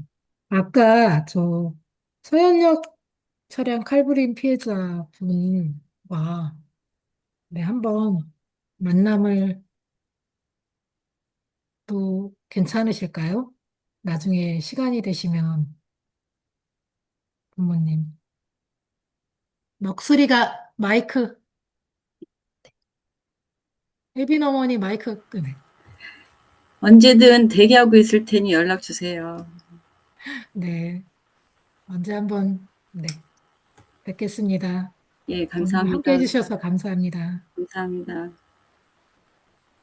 네, 네, 대표님. 네. 저희가 또 연결도 이후에 시켜드리고요. 그 네, 자리가 좀 마련되면 좋겠고, 그 주제 넘는 이야기일 수는 있는데, 하나, 제안이랄까? 제안이라기보다 아무튼 그냥 한번 말씀드리고 싶은 게 있는데, 생명안전공원 이제 실제로 세워지고, 어, 또 여러 가지 활동들이 이어지기를 저희도 바라고, 너무 늦어지는 것도 다시 한번 좀 안타깝게 생각하는데요. 그 전에 제가 그 안산에 가서 이웃 대화 모임이나 이런 거 할 때도 항상 좀 마음에 있던 이야기를 또 좀 했던 게 있는데, 네, 어, 안산이 이 세월호 겪은 좀 안타까운 지역이다. 이렇게 사람들이 또 기억하기 쉬운데, 네, 말씀 쭉 하신 것처럼 피해자는 그냥 불쌍하고 안타까운 사람이 아니고, 우리 사회를 또 변화시킬 수 있는 자원이라는 건 분명하다고 저는 보거든요. 네, 그래서 저희들의 언어로는 어떻게 말하냐면 회복적 도시가 많아졌으면 좋겠다 이런 얘기를 해요. 네, 근데 특히 저희가 말하는 회복적 도시가 아동, 청소년이 안전하고 평화롭게 사는 도시, 자라는 도시 이런 의미가 또 있거든요. 네, 그래서 그곳에서는 학생들 사이에 생기는 문제나 뭐 심지어 주변에 흔히 생기는 갈등도 좀 평화롭게 풀어가는 문화나 방법들이 잘 구현되는 곳이다. 이렇게 저희가 얘기를 하고 해외에도 좀 그런 사례들이 좀씩 있는데 저는 안산의 특히 그런 상징성 때문에 한국의 청소년들 많이 아파하고 또 요새 뭐 학교 폭력, 뭐 교권 이런 것 때문에 갈등이 많아지고 있는데 그런 교육이나 훈련이나 그런 문화들이 그곳에 오면은 정말 이 도시는 그 아픔 때문에 오히려 이런 그 미래를 향한 문화를 여기서 만들어가고 전파하는 곳이다 하는 그런 이제 피해가 회복되고 관계가 회복되고 공동체가 회복되는 일들이 벌어진다, 실제로. 그래서 저는 회복적 도시라는 그런 성격도 안산은 좀 가졌으면 좋겠다. 예. 저희가 히로시마 그 원폭 투하된 곳 갔을 때 평화공원으로 전 세계에서 수십만 명이 찾아오는 곳이잖아요. 네, 거기를 통해서 사람들이 반핵을 배우고 왜 평화가 중요한지 배우고 그래서 저는 앞으로 좀 기대가 네, 생명안전공원이 저는 그런 의미를 또 한 부분으로 담을 수 있는 곳이 되면 좋겠고 그런 일에 저희 협회가 조금이라도 기여하고 도울 수 있다면 함께 하는 것도 저희는 참 좋겠다 하는 생각을 조금 제안도 드리고 말씀도 드리고 싶었습니다. 네. 거기 덧붙여서 좀 얘기하자면 저희 안산의 시민단체가 안, 네, 안전하면 안산, 네, 안전도시에 산다, 안산을 만들자 해서 지금 3년 프로젝트로 네, 그걸 진행하고 작년부터 시작을 했고요. 그래서 올해 시장 후보들에게 그 이제 청년, 뭐 노동, 아동, 뭐 장애인, 뭐 이 각 부분, 이주민 부분별로 부분마다 어떤 안전인을 이야기하는지 그 이제 그것들을 키워드를 뽑아내고 그 정책을 이제 냈거든요. 그래서 그 후보들에게 약속 이행 운동을 했습니다. 그거를 했고 그래서 이제 저희는 안산이 이번에 또 재임됐습니다. 네, 국힘의 시장이 다시 재임됐고 그래서 그 국힘 구선 네 재임된 시장에게 이거 약속을 꼭 안전도시에 산다 안산 그 정책 요구했던 정책을 꼭 지키라라는 이제 기자회견도 했고 이런 것들을 해 나갈 거고요. 그것을 이제 꼭 생명안전공원 운영에 담아서 생명안전공원이 안산의 그 대표님이 말씀하셨듯이 안산하면 생명안전 도시 로 발전될 수 있도록 그걸 하게끔 하려고 네, 시민단체들이 하고 있습니다. 네, 네. 그때 또 조언은 드리면 꼭 함께 해주시면 좋겠습니다, 대표님. 네, 감사합니다. 네, 긴 시간 말씀 나눠주셔서 감사합니다. 저희 박수로 이야기 손님, 우리 김승길 사무처장님 이야기는 마무리하도록 하고요. 이어서 소장님께서 안내해 주시겠습니다. 네, 오늘 김순길 처장님께 다시 한번 감사드리고요. 12년이 됐는데 아직도 해결되지 않은 여러 가지 이야기들을 또 반복적으로 나누시는 게 얼마나 힘들까 그런 생각이 또 한편에 들었고요. 왜 우리가 이 사회 참사를 통해서 배우지 못하는가? 또 아이를 가슴에 묻는 게 이렇게도 힘든 일인가? 예, 거기에 대해서 좀 생각하게 됐습니다. 그래도 좀 다행인 거는 저는 생명안전기본법이 아직도 국회 통과 못한 걸로 알고 있었는데 4월에 그게 통과가 됐다는 이야기 들으니까 그나마 좀 다행스럽다라는 생각이 들고요. 생명안전공원도 많이 축소되고 여러 가지 우여곡절이 있었는데 내년에 계획대로 좀 잘 준공이 되면 좋겠다. 예, 그런 바람을 함께 가져봅니다. 그 우리 채팅창에 우리 유해선 연구원님이 올리긴 하셨는데요. 어, 요 후원의 밤, 요거 제가 포스터 혹시 선생님들하고 한번 나눠볼게요. 네, 선생님. 내일이고요. 내일 4시부터 9시까지 서교 프레이스 2층 그 4.16 연대 첫 후원의 밤입니다. 이제 뭐 참여해 주시면 좋고 참여가 어려우신 분들은 후원으로 또 함께 해주셔도 좋겠습니다. 네, 선생님들 기억해 주시고요.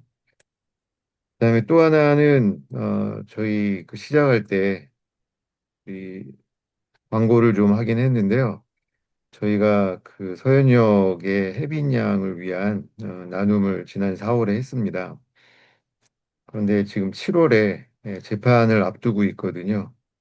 그래서 온라인 탄원서를 저희가 함께 동참하려고 합니다.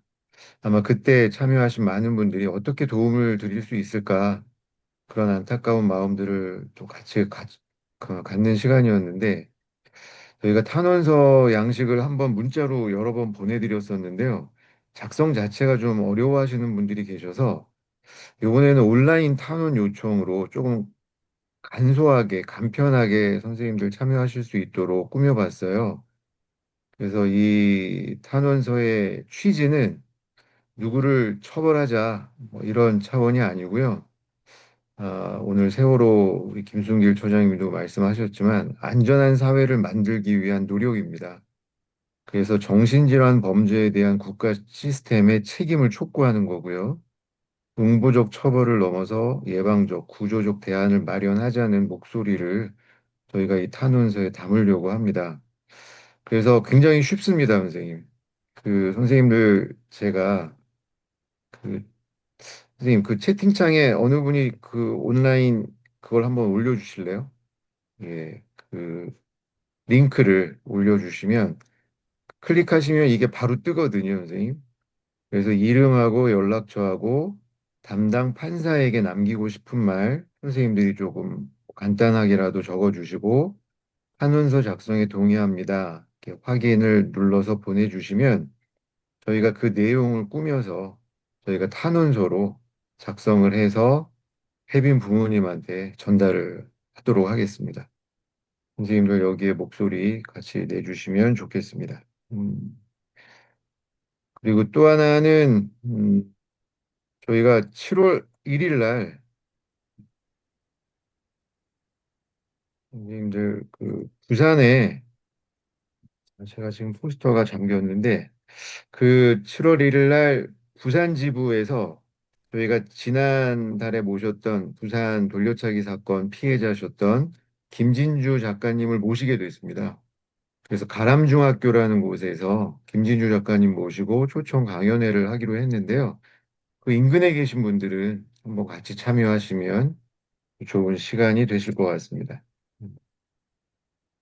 네, 그리고 선생님들 오늘 그 신청하시면서 응원의 말 함께 보내주시긴 했는데요. 지금 채팅창에 우리 세월호 유가족 분들을 위한 또 우리 김순길 초장님을 위한 응원의 메시지를 올려주시면 저희가 모아서 또 초장님께 전달을 하도록 하겠습니다. 네, 네, 초장님 네? 마지막으로 예, 뭐 인사 겸 한 말씀 해주시고 저희 마무리하도록 하겠습니다. 네. 끝까지 함께 해주셔서 감사하고 또 연대 네 홍보도 해주셔서 감사하고요. 어, 다음에 어쨌든 이런 교육이나 또 다른 이런 그 아까 해빙 양을 위해서 하는 탄원서 이런 것들이 있으면 저희 가협에도 꼭 같이 공유해 주시면 저희 함께 하겠습니다. 네. 끝까지 음, 네 들어주셔서 감사합니다. 네, 감사합니다. 저희가 혜빈 부모님하고 초장님 네. 만남의 자리는 저희가 꼭 중간에서 역할을 하도록 음, 하겠습니다. 아무튼 네, 오늘 늦은 시간까지 함께 해주셔서 감사합니다. 저희가 다음에 또 피해자로부터 듣는다. 8월에는 그 저희 추적단 불꽃 N번방 사건 추적했던 추적단 불꽃의 원은지 활동가 분을 모시기로 했고요. 7월은 아직 조금 섭외 중입니다, 선생님. 또 저희가 결정이 되면 선생님들께 공지하도록 하겠습니다. 네, 선생님 늦은 시간까지 함께 해주셔서 감사합니다. 다음에 또 뵙도록 하겠습니다. 네. 수고하셨습니다. 네, 감사합니다. 감사합니다. 수고하셨습니다. 감사합니다. 감사합니다. 수고 많으셨습니다. 수고하셨습니다. 감사합니다.